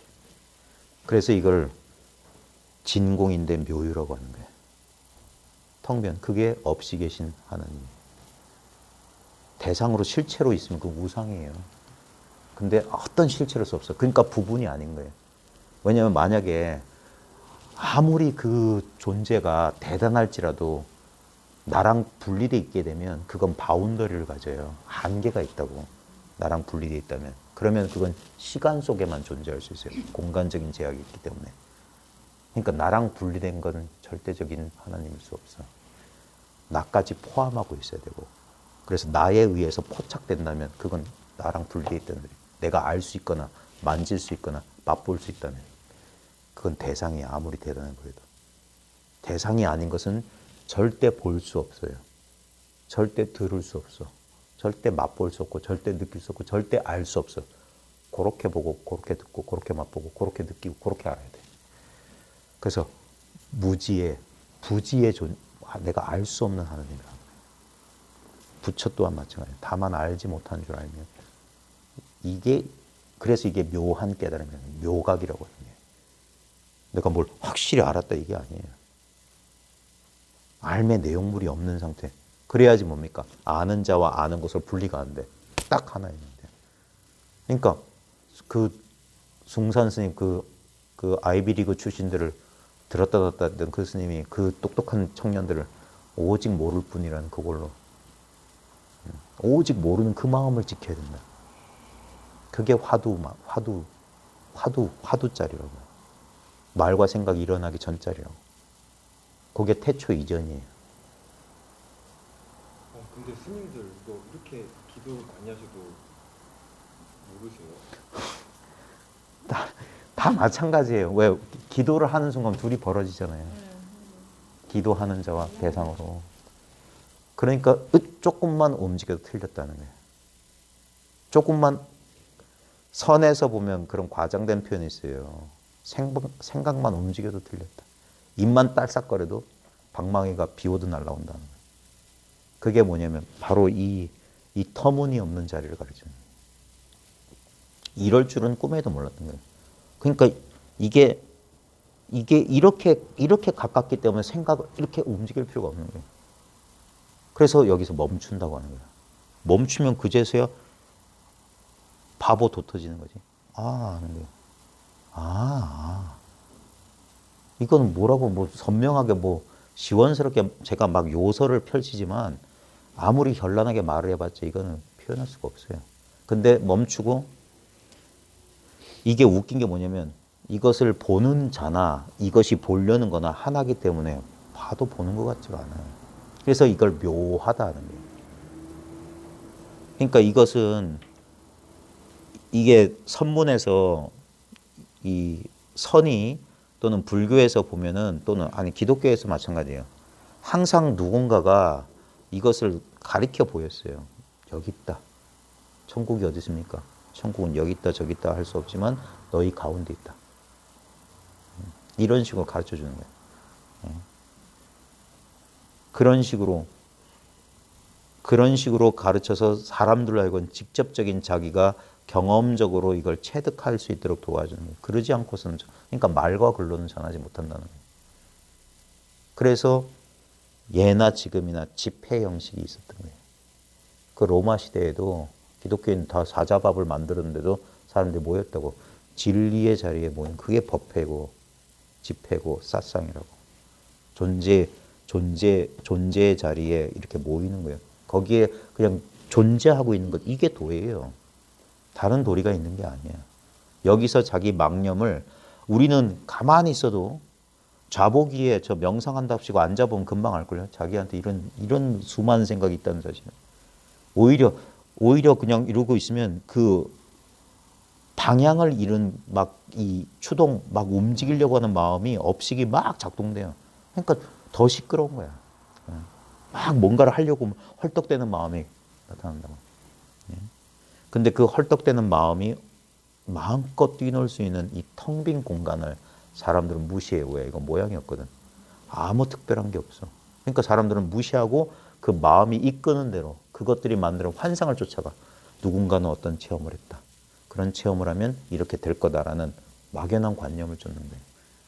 이 있는 그대로의 사실은 돌아볼 생각을 못 해. 그래서 이 진리를 발견하는데 두 부류의 사람들이 쉬워요. 초심자 아니면 거의 갈 때까지 다 가본 사람. 초심자는 아무것도 모르기 때문에 순수하게 그냥 들어와요. 그게 초심자의 행운이에요. 그 다음에 진짜 여기저기 지구 반바퀴를 돌아서 진리를 찾던 사람이 그렇게 지쳐 나가 떨어질만 했을 때 바로 지금 눈앞이다 했을 때 그제서야 알아보는 거예요. 나는 지구를 그렇게 싸돌아 댕겼지만 내 발 위를 떠난 적이 없어. 내 눈앞을 떠난 적이 단 한 번도 없었어. 이 엄연한 사실에 확 하고 이 사실이 환기가 되는 거야. 늘 있었는데 매캐한 공기 속에서 우리가 정신이 몽롱해지듯이 자기가 끝없이 일어나는 번뇌 망념 때문에 이 싱그럽고 새로운 자리를 몰라도 늘 날마다 좋은 날이라고 하는 이 자리란 말이에요. 언제나 이렇다 이거예요. 요걸 망각하고 까먹고 있다가 그래서 다시 기억해내는 거예요. 다시 기억한대요. 플라톤 철학에서도 결국 뭐냐면 회상이다 그랬어요. 이데아를 다시 기억해내는 거다. 그런 식으로. 이건 본래 있는 자리이기 때문에. 그러니까 이건 얻는 게 아니에요. 얻으면 대상이라고. 대상이 아닌 진실이기 때문에. 그래서 하는 어떤 외마디 소리와 함께 생각의 장벽을 가리고 있던 생각의 장벽이 탁 사라지는 거예요. 그러면서 본래 통에 있는 그대로 한번 통해 보는 거예요. 그때 부수적으로 어떤 경계가 따라올 수도 있고 안 따라올 수도 있는데 그 경계들은 나타나고 사라져요. 그래서 지도자가 없으면 그런 경계에 속아서 왜냐하면 사람들은 이 평범한 거는 너무 평범하기 때문에 처음엔 이게 그렇게 탐탁지 않아요. 그러니까 사람들이 뭐 이거를 알아보고 나서도 시원치 않고 또 뭔가를 추구하게 되는 이유가 이건 별로 매력적이지가 않아. 근데 막 이렇게 막 꽉 막혀 있다가 막 추구하다가 갑자기 한번 크게 내려놓거나 갑자기 경계가 확 뒤집어지면 우리가 막 놀이기구 타다가 막 뱅글뱅글 도는 놀이기구 타다가 딱 땅바닥에 바로 서면 뭐가 핑 도는 것처럼 그게 경계예요. 인식의 갑작스러운 전환 때문에 따라오는 심신의 약간의 이상한 경계들이 나타난다고. 그러면 그게 어떨 때는 황홀한 경계가 나타나면 사람들은 자기도 모르게 그걸 아이쿠야 하고 또 대상으로 잡아준다고. 그래가지고 그걸 잠시 누린다고요. 그런 경계들은 잠시 머물러요. 그러다가 싹 그건 인연 따라 온 거기 때문에 인연 따라 싹 사라지고 다시 원래 이 중립 상태, 무덤덤한 상태로 돌아온다고. 그러면 사람들이 그때 되면 뭐냐면 그게 황홀경을 줬거나 뭔가 기쁨을 줬던 게 사라진 그 자리에 상실감이 남아있다고. 그것들이 사라진다. 그러면 사람들이 갑자기 이렇게 또 깔아앉는 거예요. 그 경계를 따라서 이렇게 노는 거예요. 그 기독교 그 영성 그 과정에서도 그 영혼의 어두운 밤이란 그런 것들이 꼭 나타나요. 그래서 감각의 어두운 밤, 영혼의 어두운 밤 하면서 심리적으로 이렇게 팍 우울감이 찾아온다거나 그 다음에 아무것도 모르는 상태에 떨어진 것 같은 그 두려움들이 온단 말이에요. 그런 것들을 다 지나가야 돼요. 그게 영혼의 어두운 밤. 그게 뭐냐면 어딘가에 의지하려던 우리의 습성이 남아서 어떤 경계를 취했다가 그 경계가 사라지니까 마치 그 하느님마저도 나를 버린 것 같은 깜깜한 어둠 속에 떨어진 것 같은 절망을 느끼는 거예요. 그건 여전히 남아있는 이 자아상의 그 반작용이에요. 반작용. 그런 것들을 다 지나가야 되는 거예요. 그래서 이게 그렇게 만만한 게 아니고 처음에 막 희열에 들뜨고 그래서 처음 이 소식을 알게 되면 자기도 모르게 붕 떠요. 그러다가 부글부글 하던 그게 한번 끌어 넘치고 쫙 가라앉아야 돼요. 가라앉은 다음에 그때부터 이제 그렇게 부글부글 끌어올릴 때는 이게 가르침이 와닿질 않아요. 이게 한번 한 소끔 딱 끓고 딱 가라앉아서 좀 고요해져야지 그제서 이제 이 사실이 있는 그대로 쭉 지나가는 거예요. 그래서 평정을 찾아가야 돼요. 제가 봤을 땐 들떠 있어요. 들떠 있어. 대부분의 사람들은 이걸 오랫동안 뭔가를 추구했던 사람들은 이걸 만났을 때 당연히 그것도 있어야죠. 드디어 내가 나를 만났구나 하면서 울다가 웃다가 그러죠. 헤어졌던 가족을 한 30년에 40년 만에 이상 가족을 만나면 며칠 동안 울고 웃죠. 근데 그게 몇 달을 가겠어요. 좀 지나면 다시 그래요. 왔나? 왔다. 네. 그렇게 또 같이 잘 사는 방법을 또 익혀가는 거예요. 네. 그 처음에 기쁨이나 희열은 사라지고 선정의 단계도 다 그래요. 처음에는 희열과 행복감이 찾아왔다가 희열 사라지고 은은한 행복감 남았다가 행복감도 사라지고 나중엔 그냥 밋밋한 상태가 된다. 그게 그것이 진짜 경험의 본질이라는 거예요. 그래서 이걸 순수하고 투명하다고 하는 거예요. 그렇죠. 계속 그래서 오직 견성만 말하고 안목이 계속 밝아지는 거예요. 그래서 모든 이런 대상들의 그 실체를 계속 꿰뚫어 봐야 되는 거예요. 네? 여전히 아니 여전히 처음에 이 경계를 맞게 되면 이건 법인데 법 아닌 게 있어요. 그래서 그게 미세한 분별이 남아서 내가 분명히 이건데 근데 이건 뭐지? 이런 게 남는다고. 그런 것들이 그것마저도 일체가 다른 물건이 없듯이 그 다음에 나중에는 뭐냐면 그러고 있는 나까지도 또 경계야. 그래서 나도 법도 사라지고 나도 사라진다. 자꾸 그러는 거예요.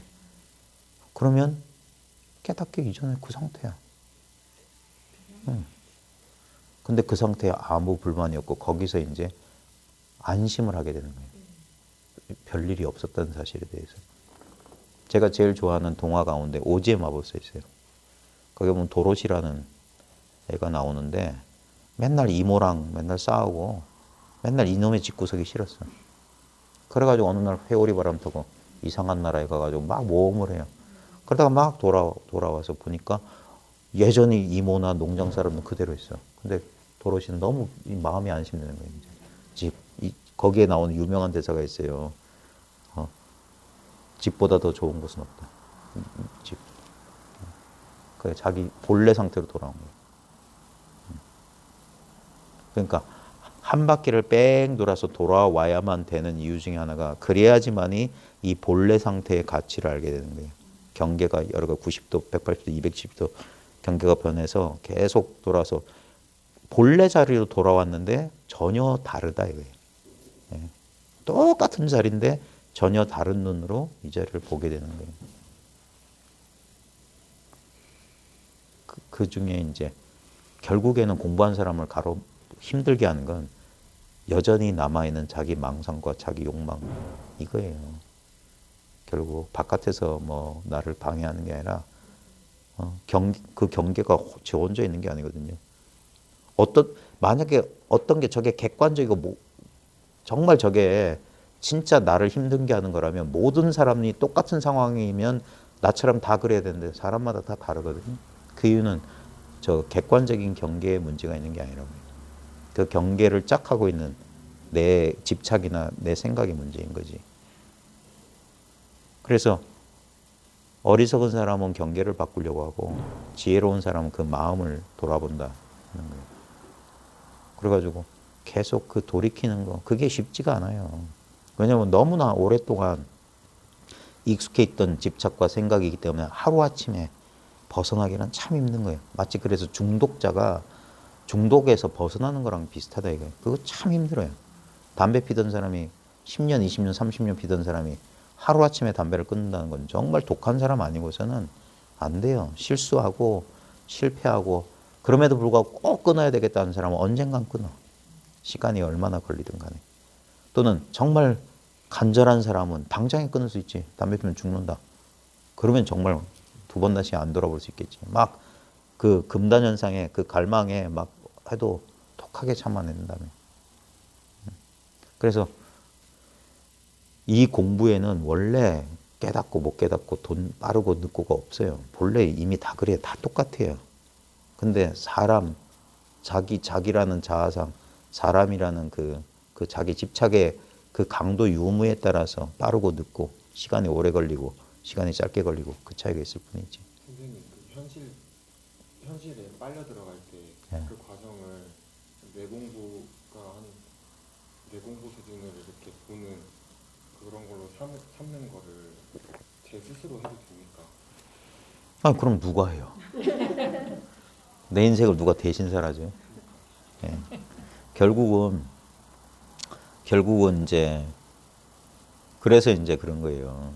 사람들이 이 올바른 공부하고 삿된 공부의 차이점은 뭐냐면 결국 온전한 자기 자신을 돌려줘서 그러니까 자기로 돌아가게 해서 자기 스스로 자기한테 주어진 삶에 대해서 긍정하게 만들어가는 거예요. 자꾸 어디 가서 자꾸 힘들 때마다 의지처를 찾고 그러는 게 아니라 그러면 그건 뭡니까?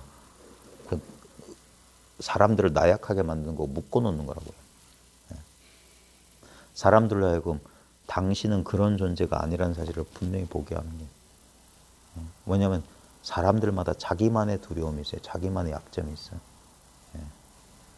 그게 어떤 의미에서는 이번 생에서 자기가 풀고 가야 될 문제예요. 그게 생사대사라고 하는 거예요. 일대사 인연이고 자기도 모르게 묶여있고 자기가 집착했던 것들을 아직 시간이 있을 때 해결하고 가는 거예요. 그런 것이지 무슨 대단한 뭐 남한테 보이기 위한 거나 남과 비교하기 위한 게 아니란 말이에요. 내 문제 해결하는 거예요. 내 문제. 근데 내 문제를 해결했는데 다른 사람도 조금 다르지만 비슷한 형태의 문제를 다 사람들이 갖고 있어요. 그래서 자기 문제를 해결하는 것이 다른 사람한테 도움이 된다. 그러니까 자기 문제를 해결하고 여력이 있으면 다른 사람과 아낌없이 공부를 나누라고 합니다. 그런 것이지 뭐 이게 뭐 별다른 게 있습니까? 그래서 법은 보시라고 하는 거예요. 그냥 거저 주어져 있는 거예요. 진리는 말 그대로 프리예요. 공짜라고. 재밌는 말놀이예요. 진리는 자유고 공짜예요. 누구나 다 있어요. 누구나 다 주어져 있는 거예요. 그러니까 자기 안의 보배를 자기가 발견하라고 하는 거예요.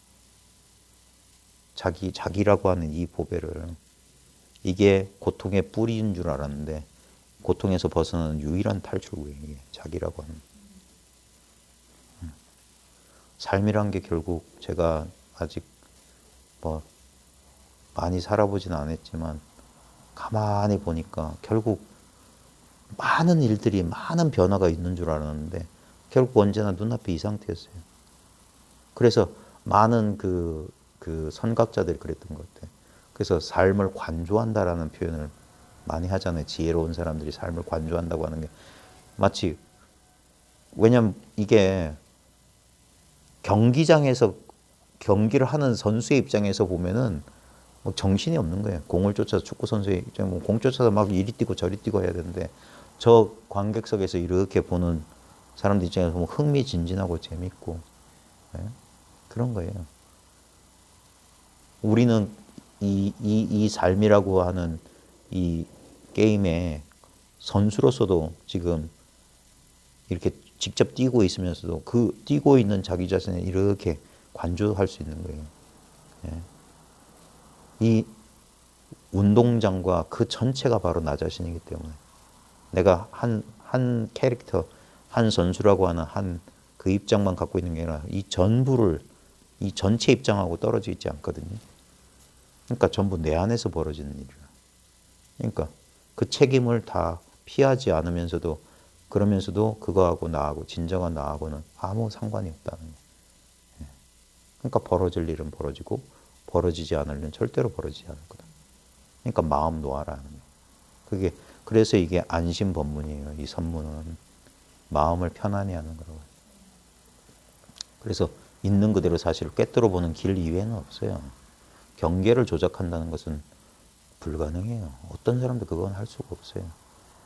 사람들은 자꾸 아주 초보 수준에 돛닦는 사람들은 자기를 강화시켜서 경계를 통제하는 힘을 기르려고 기운을 수행하고 지식을 쌓고 능력을 기른다고 해요. 안 그러면 치성을 들여서 바깥 경계를, 결국 뭡니까? 이분법적인 거예요. 나 아니면 세계를, 나를 조작하거나 세계를 바꾸려고 해요. 그건 경계를 바꾸는 거고, 지혜로운 사람은 이런 이분법적인 시각을 한번 확 돌이킨다 이거예요. 전도몽상을 확 돌이켜요. 그걸 깨침이라고 하는 거예요. 그러면 어떤 경계를 바꾸지 않고 있는 그대로 어떤 상황도 바뀐 게 없는데 그걸 받아들이는, 수용하는 자세, 그 보는 눈이 달라졌을 뿐이다. 그 관점이 달라요. 그러니까 수행을 통해서 바꾸고 조작하는 관점하고 그것을 보는 그 시각 자체를 돌이키는 거. 정통적으로 그 두 가지 길이 있었어요. 그런데 대다수의 사람들이 믿는 건 이렇게 뭔가를 조작하고 수행하고 바꾸는 길이고, 이것을 이렇게 돌이켜 본다는 것은 사람들이 이렇게 선뜻 이렇게 생각해내기가 쉽지 않아요. 그래서 언제나 이게 아주 모든 종교 밑에 있는 신비주의가 이거예요. 어떤 종교에든지 이런 식의 신비주의가 있었어요. 모든 것을 전일적이고 이 두라닌 관점에서 보는 전통들이 늘 있었어요. 그리고 항상 소수였고, 그래서 불교 초창기에도 석가모니 교단은 다른 바라몬 교단에 비하면 새로운 신흥 교단이었고, 어떻게 보면 이단 시대는 입장이었어요. 유대 사회에서 그 예수 공동체도 똑같았어요. 보면 뭐 어부, 세리, 창녀, 아주 하층민 집단들이 하는 진리탐구 그런 집단이, 그러니까 억압받고 탄압받고 도외시됐던 거예요. 이해받지 못했어요. 이슬람 전통에도 수피라든지 이런 루미 이런 사람들이 있었고, 힌두교 전통에도 까비르니, 라마나 마하르시, 니사르가타 마하라지 같은 사람도 다 일반적으로는 다 저 초월적인 신, 어떤 초월적인 능력을 얻기 위해서 뭐 제사를 하고 기도를 하고 수행을 하고 만트라를 외웠지 본래 오직 의식 하나밖에 없다. 이런 식의 가르침은 아주 희소한 가르침이었어요.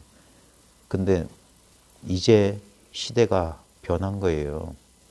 인류의 의식은 인류 역사 초창기부터 근현대를 거쳐서 우리 과학의 발전이 보여주는 게 뭐냐면 비이성적인 것들은 점차 그것들의 그 비합리성을 깨달아 가니까 그런 것들을 이제 벗어나는 거예요. 그러다 보니까 과거 시대의 종교로부터 벗어나는 거예요.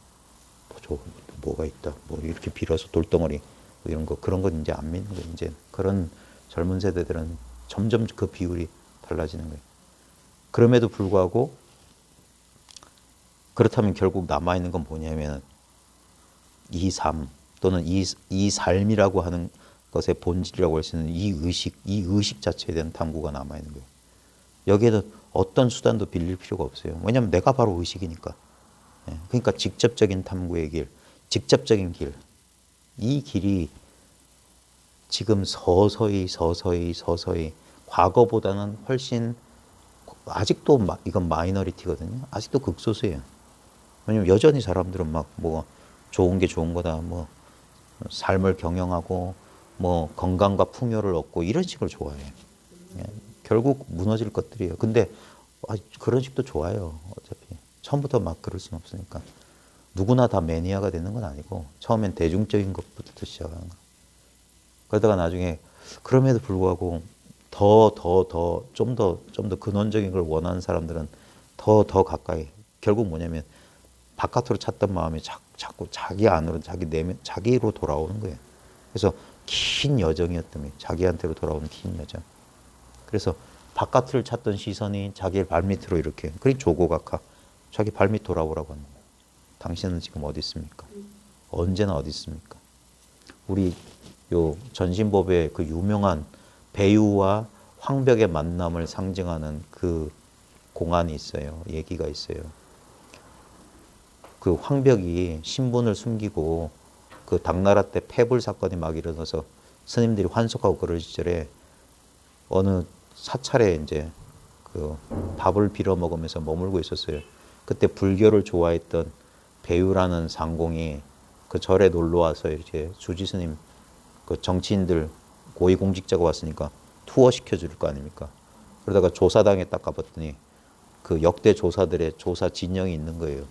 그래서 이제 배우가 이 스님들 안목을 시험해 보려고 질문을 던지는 거예요. 여기 큰 스님들 초상화는 있는데 이 진짜 큰 스님들은 지금 어디 가셨습니까? 어디 계십니까? 그런 거예요. 그래서 주지가 어떻게 말을 못해. 뭣도 모르는 진짜 그냥 신도 같으면 저기 도솔촌에 계시고 어쩌고저쩌고 그렇게 구라를 칠 텐데 이게 이 배우 스님은 규봉종밀이니 뭐 화엄의 무슨 어떤 스님 밑에서 공부하고 그 불교 좋아하는 재성은 유명하니까 찍소리를 못하는 거예요. 그래서 배우가 실망하면서 여기 선 공부하는 사람 없냐 하니까 저기 뭐 청소하는 스님이 있는데 저분이 선 공부하는 사람 같다. 그래 불러오라고 하잖아요. 그래가 똑같이 질문해요. 지금 여기 고승의 초상원 여기 있는데 요 스님들 어디 있습니까? 그러니까 갑자기 황벽이 배우 예 하니까 당신은 어디 있니? 고승은 어디 있냐 하는 넌 지금 어디 있냐? 바로 거기 있다 이거예요. 고승 어디 있습니까? 하는 바로 고승은 어디 있습니까? 네가 있는 바로 그죠. 어디죠? 여기에요. 여기. 그래 배우가 이 황벽 스님을 스승으로 모시고 이제 자기가 근무지 옮길 때마다 모시고 이제 그래 아침 저녁으로 퇴근하면 그 근처에 절을 지어서 모셔놓고 퇴근하면 가서 공부를 묻고 그래 공부했대요. 개인 지도를 받은 거죠. 이게 선이에요. 당신은 지금 어디 있습니까? 갑자기 환기시켜주는 거야.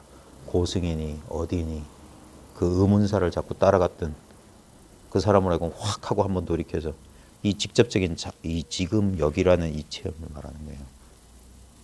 그게 생각 속에 있을 때는 이게 안 보여요. 안 느껴져요. 왜냐하면 생각은 막 더듬고 있거든. 엉뚱한 걸 더듬어요. 그러다가 그 촉수가 쑥 사라졌을 때 그때 이게 전체가 확 드러나는 거라고. 그제서 이제 한번 여기 이렇게 있었구나. 그걸 한번 그게 초견성이에요. 한번 본 거야.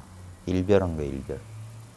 그 일별한 뒤에 이제 진정한 공부는 시작되고 그러면서 막 바깥으로 쫓았던 마음이 그게 하루아침에 이게 휘어지는 게 아니라 또 한 번 또 인연이 바람이 불면 또 한 번 또 옛버릇이 쭉 나오는 거예요. 그래서 소승에도 보면 성인의 흐름에 들어갔지만 한 번 다시 돌아갔다 온다. 그러다가 다시는 돌아가지 않는다. 배울 게 없다. 그게 수다원, 사담, 아남, 아란 하면서 소승에서도 성인의 경지를 4단계로 나눠요.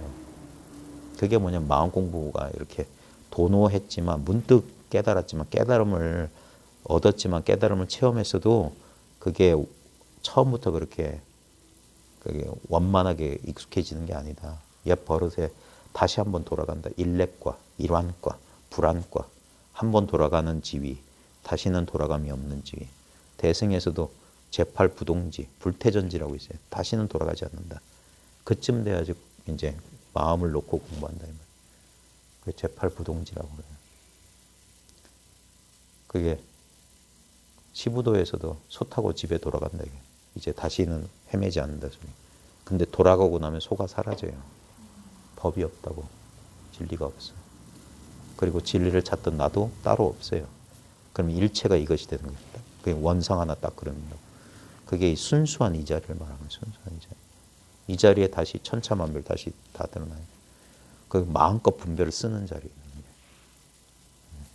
그거는 이제 공부의 이정표 노정기를 이제 약도로 그려준 거고, 이제 그건 공부한 사람 당사자들이 한번 쭉 걸어봐야 돼요. 예전에 법주사 문 중에 만공스님 법제자 가운데 이제 금오라는 스님이 계셨어요. 금오. 법주사 문 중에 큰 어르신이신데 그 금오 선사가 범어사에 이제 동산 스님 만나러 내려왔어요.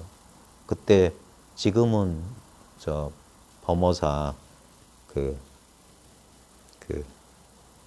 누각 있잖아요. 보제로. 그걸 지금 다시 재건축해서 그랬는데 옛날 그 계단 높이 올라가 가지고 밑에 누각 뻥 뚫리지 않은 옛날 그때 보면은 거기에 시부도가 그려져 있어요. 지금은 그 보제로에 창문 내면서 시부도가 사라졌는데 그 시부도를 보면서 동산선사가 이제 법거량을 한 거야. 한번 이 사람 금오선사랑 이제 법장난을 친 거예요. 그래가 뭐라고 했냐면 저 10개의 소그림 가운데 선사는 어느 단계냐. 그런데 금오선사가 그랬대요. 나는 저거 전부 다라고. 거기에 정말 좋은 소식이 있어요. 시부도 그림 보면 10개의 그림의 내용은 다 달라요. 이게 차별이거든, 차별. 1도, 2도, 3도, 4도에서 10도까지 있어요. 근데 1도든 10도든 불태전지 8도든 전부 다 뭐냐면 이 자리에 있어요. 이 자리에 있다고. 이 자리에 있다고. 여기서 소를 찾네. 소 발자국을 봤네. 소 공둥이를 봤네. 소를 얻었네. 소 타고 집에 가네. 소를 길들이네. 어쩌고 저쩌고 하지만 결국 이 자리라고. 그러니까 10개 전부 다지. 그러자 동산스님이 에이 깍쟁이. 빈틈을 안 보이고. 그랬다는 우스갯소리가 전해집니다. 그래 결국 보면 가도 그 자리라는 소리가 그거예요. 가도 늘 이 자리다 이거예요. 우리가 보세요. 우리가 움직인다고 하는 것들은 뭐냐면 나를 기준으로 하거나 대상을 기준으로 하면은 이 운동이란 게 공간의 이동이란 게 생겨요. 그 유명한 공안 있잖아요. 만공스님이 배를 타고 간월도 간다고 옛날에는 배 타고 들어갔대요. 간월함에 갈 때. 그 배를 타고 가면은 우리가 기차 타거나 하면은 자기는 멈춰져 있는데 옆에 기차가 움직이는 것처럼 느껴지는 것처럼 그러잖아요. 그래서 만공스님이 배 안에 있던 두 스님이 계셨는데 해암, 그 다음에 나중에 원담 스님이 되는 진성이라고 하는 사람이 둘이 있었는데 문제를 냈어요. 지금 여기 배를 타고 있는데 지금 배가 가는 거냐 산이 가는 거냐. 이렇게 산을 기준점으로 두고 보면은 배가 가는 것 같고 배를 기준점으로 보면 산이 움직이는 것 같아.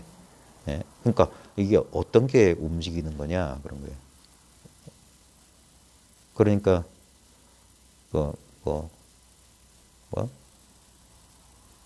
누구는 뭐라고 했는데 긍정치 않았대요.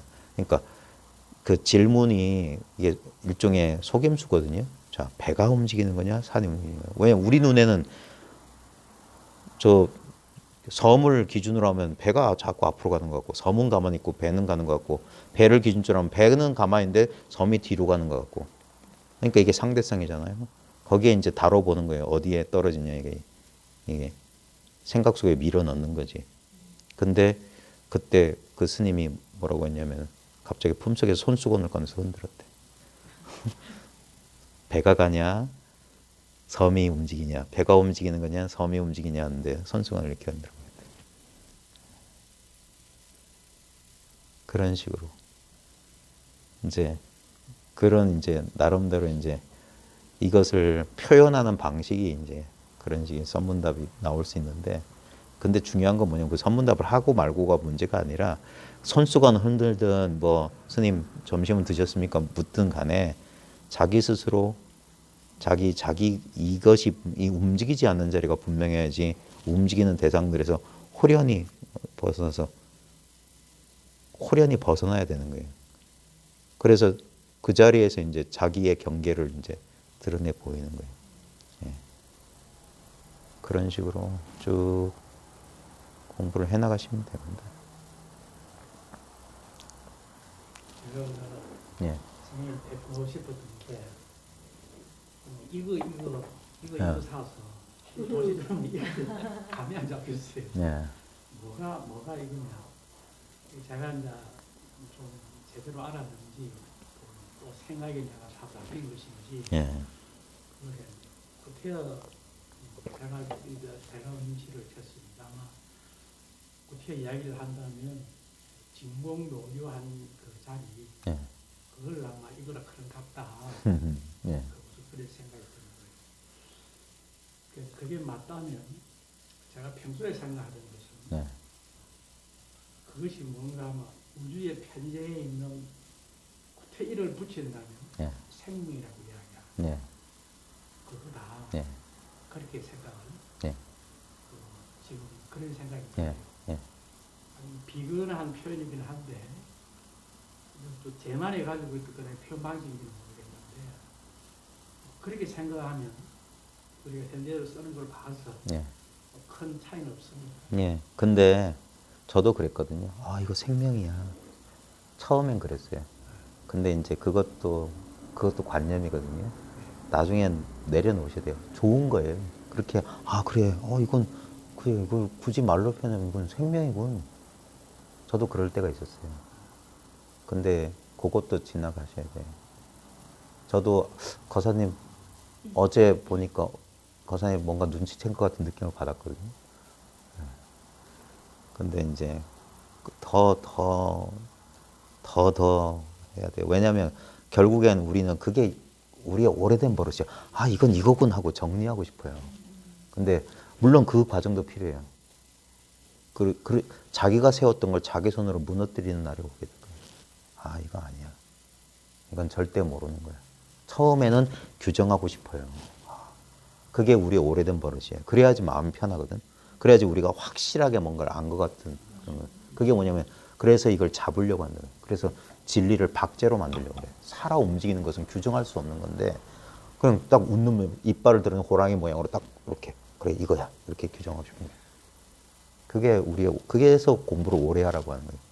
그러면 자기 실수를 자기가 깨닫는 거예요. 그러면서 껍데기를 자꾸 허물 벗는 것처럼 벗겨내는 거예요. 생각, 직연의 그것들 다 그래요. 그리고 저도 그렇지만 남성분들이 이게 강해요. 탁 규정하고 이걸 탁 이렇게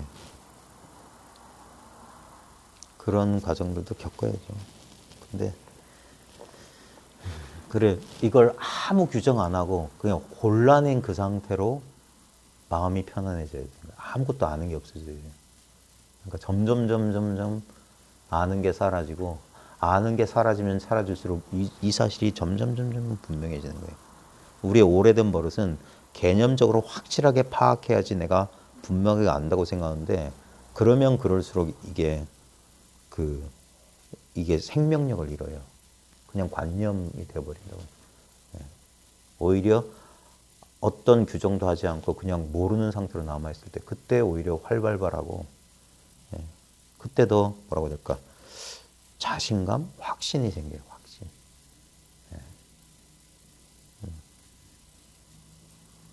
예. 그게 이제 저도 처음에 이거 이러고 나서 제일 먼저 든 생각이 책을 써야 되겠다는 생각이 들었거든요. 예. 그게 습기예요. 오래된 습기라고. 왜냐면 그동안 막 뒤죽박죽 돼 있던 게 갑자기 쫙 질서 정연하게 쫙 이렇게 펼쳐져요. 그래서 이제 이전에 이런 식으로 지식이나 이런 걸 공부했던 사람들은 이런 계기가 열리면 그게 일목요연하게 쫙 이렇게 쉽게 그게 그런 식으로 대상을 파악하는 그런 훈련이 돼 있기 때문에 이제 쫙 되거든요. 그래서 이제 그 식광이 열렸다는 거예요. 이 식이 밝아졌다는 거예요. 식이 이제 그러면서 그것만으로도 이제 대단한 그런 어떤 공부한 사람으로서 즐거움을 주고 환희를 주는데 그거보다 더 근데 거기 마치 그걸 비유를 뭐라고 했냐면 반딧불이 불빛 보고 만족하는 것 같다는 거예요. 아주 이 밝은 태양 같은 진리의 빛이 있는데 껌껌한 어둠 속에서 반딧불만 봐도 안심하는 것 같아요. 근데 그것보다 더 밝은 게 있어요. 그래 이제 그런 오랜 공부 과정이나 그런 식견을 쌓으신 분들은 이걸 충분히 이제 익숙해진 다음에 그런 것들이 다 쓸모없는 거 아니거든요.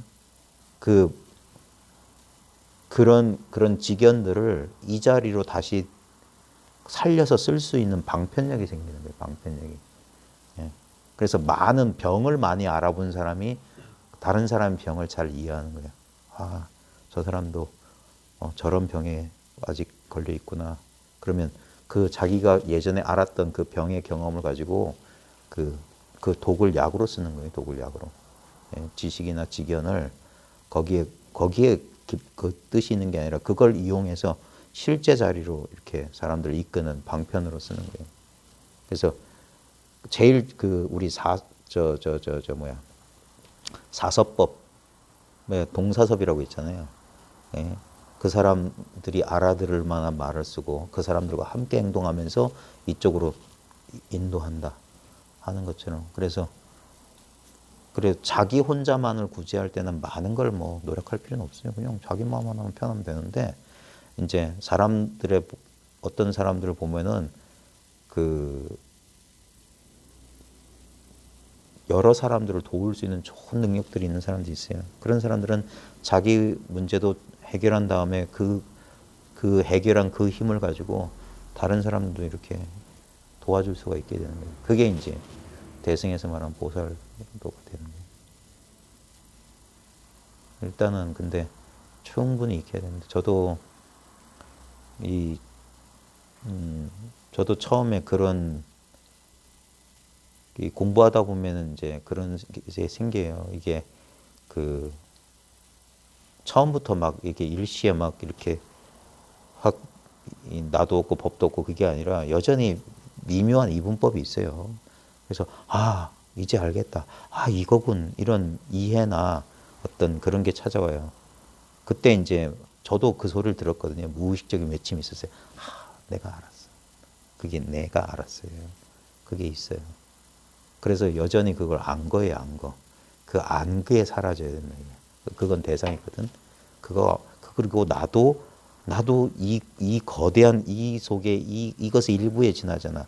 예를 들면 이 대양의 물거품에 지나지 않지. 물거품 하나인 내가 대양을 한 게 아니에요. 내가 바로 그것 자체였지. 예. 그래서 이걸 하나의 대상으로 이렇게 붙잡아 놓으려는 그 욕망에서부터 점점 그러니까 물거품이 바다로 녹아 들어간다는 비유가 그거예요. 그래서 자기가 그것 자체이기 때문에 이것에 대해서 뭘 이렇게 분별적으로 뭐 이거다 저거다 그렇진 않아요. 그럼에도 불구하고 분명히 안심이 되는 거예요.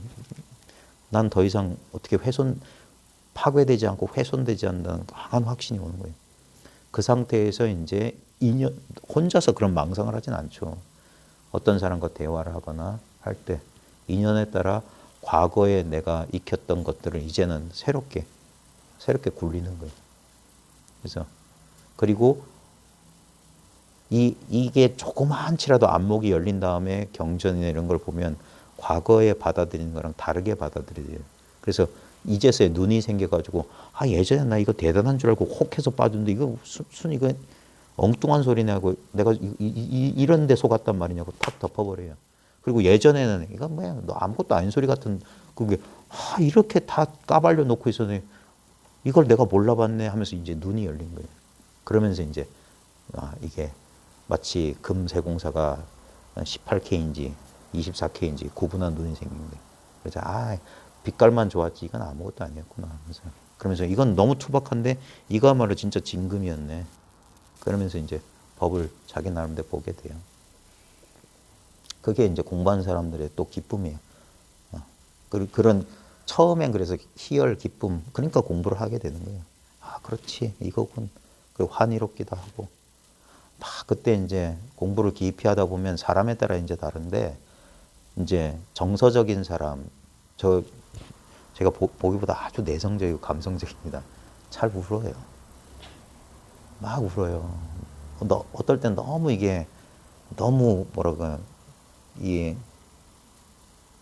그 종교적인 그런 게 있어요. 성스러움에 막 감동을 하는 경우가 있어요. 그러면 막 혼자 울고 막 그래요. 그러기도 하다가 막 깊은 슬픔에 빠져들기도 했다가 그 다음에 이유 없는 기쁨 속에 있기도 하다가 막 그래요. 그러면서 이제 그게 이제 초창기에 부글부글 하는 거예요. 그러다가 이제 강력하게 맺혀 있던 것들이 이제 거기서 풀려날 때 약간의 그런 이상한 경계들이 있어요. 그러니까 평탄한 삶을 산 사람은 그런 일이 없어요. 평탄한 사람들은 그냥 돈도 그냥 그리고 저 사람들은 뭐 이런 것도 체험했다고 그러는데 나는 그런 거 없는데 이런 사람은 삶의 굴곡이 별로 없었던 사람들이에요. 근데 막 억눌려 있거나 강하게 집착했던 것들이 많았던 사람들 그게 풀려날 때도 요란스럽게 풀려나요. 그리고 막 큰 어떤 저 같은 경우에는 불안이 있었는데 분노였죠. 분노란 감정이 아주 심했는데 그 분노의 그 뿌리에는 뭐가 있으면 불안이 있었던 거예요. 불안하기 때문에 그렇게 화를 냈던 거예요. 그러다가 어느 날 갑자기 분노가 진짜 영화 같은 데 보면 가스 폭발하는 거 있잖아요. 가스 배관이 열렸다가 누가 모르고 뭐 라이터 켰는데 건물이 빵 날아가는 것처럼 갑자기 자다가 깼다니까요. 자다가 분노가 폭발한 거예요. 꿈을 꾼 것도 아니고 갑자기 잠에서 놀라서 깰 정도로 이렇게 벌떡 일어났는데 온몸이 그냥 분노로 내 안에 그렇게 많은 분노가 있는지 몰랐어요. 그리고 그 분노가 진짜 가스하고 팍 하고 사라지잖아요. 그리고 사라져 버렸어요. 그 다음부터는 조금 이제 불안에서 벗어나기 시작했고 마음의 평정을 찾게 되고 그러니까 그런 경계들이 공부하는 중간중간에 한 10수년 사이에 이렇게 중간중간에 있었어요. 그 다음에 공포, 두려움, 그 다음에 욕망 이런 것들 그런 것들도 이제 풀려나갈 때 아주 힘들게 이렇게 나가는 것들이 있고 아무렇지도 않게 야 내가 저걸 이제까지 저기에 집착하고 이렇게 살았단 말이야. 그냥 이게 해탈 벗어남이라고 하는 건 홀가분해요. 이제 집착이 없으면. 그래가지고 이제 그런 식으로 그러면서 이게 같이 가요. 어제도 말씀드렸지만 소지장에서 아르마리의 장에서 벗어나는 게 계속 깨달음이고 그 다음에 이 번뇌장 우리 감정적 정서적 이 장애에서 벗어나는 게 해탈이거든요. 이게 깨달음과 해탈이 동전의 양면이나 이 바퀴처럼 같이 가요. 그러면서 계속 공부해 나가는 거예요. 왜냐하면 이건 뭐 어떤 모범적인 게 이렇게 무슨 뭐가 견본이 있는 게 아니에요. 자기 삶을 통해서 구현해 나가는 거기 때문에 그래서 이제 꾸준히 한 수밖에 없다고 하는 거예요. 왜냐하면 저도 이제 결국 제 공부라고 하는 것도 그 과정 속에 있었으니까. 그러니까 저도 이 공부 모임에 가장 오래된 참여자의 한 사람일 뿐인 거예요. 왜냐면 저도 안 빠지고 참여하고 있으니까. 그래서 여기가 법의 자리에 그냥 도반으로서 모이는 거예요. 그래요. 이게 사람들 선 공부 안 한 사람들 이런 거 잘 몰라요.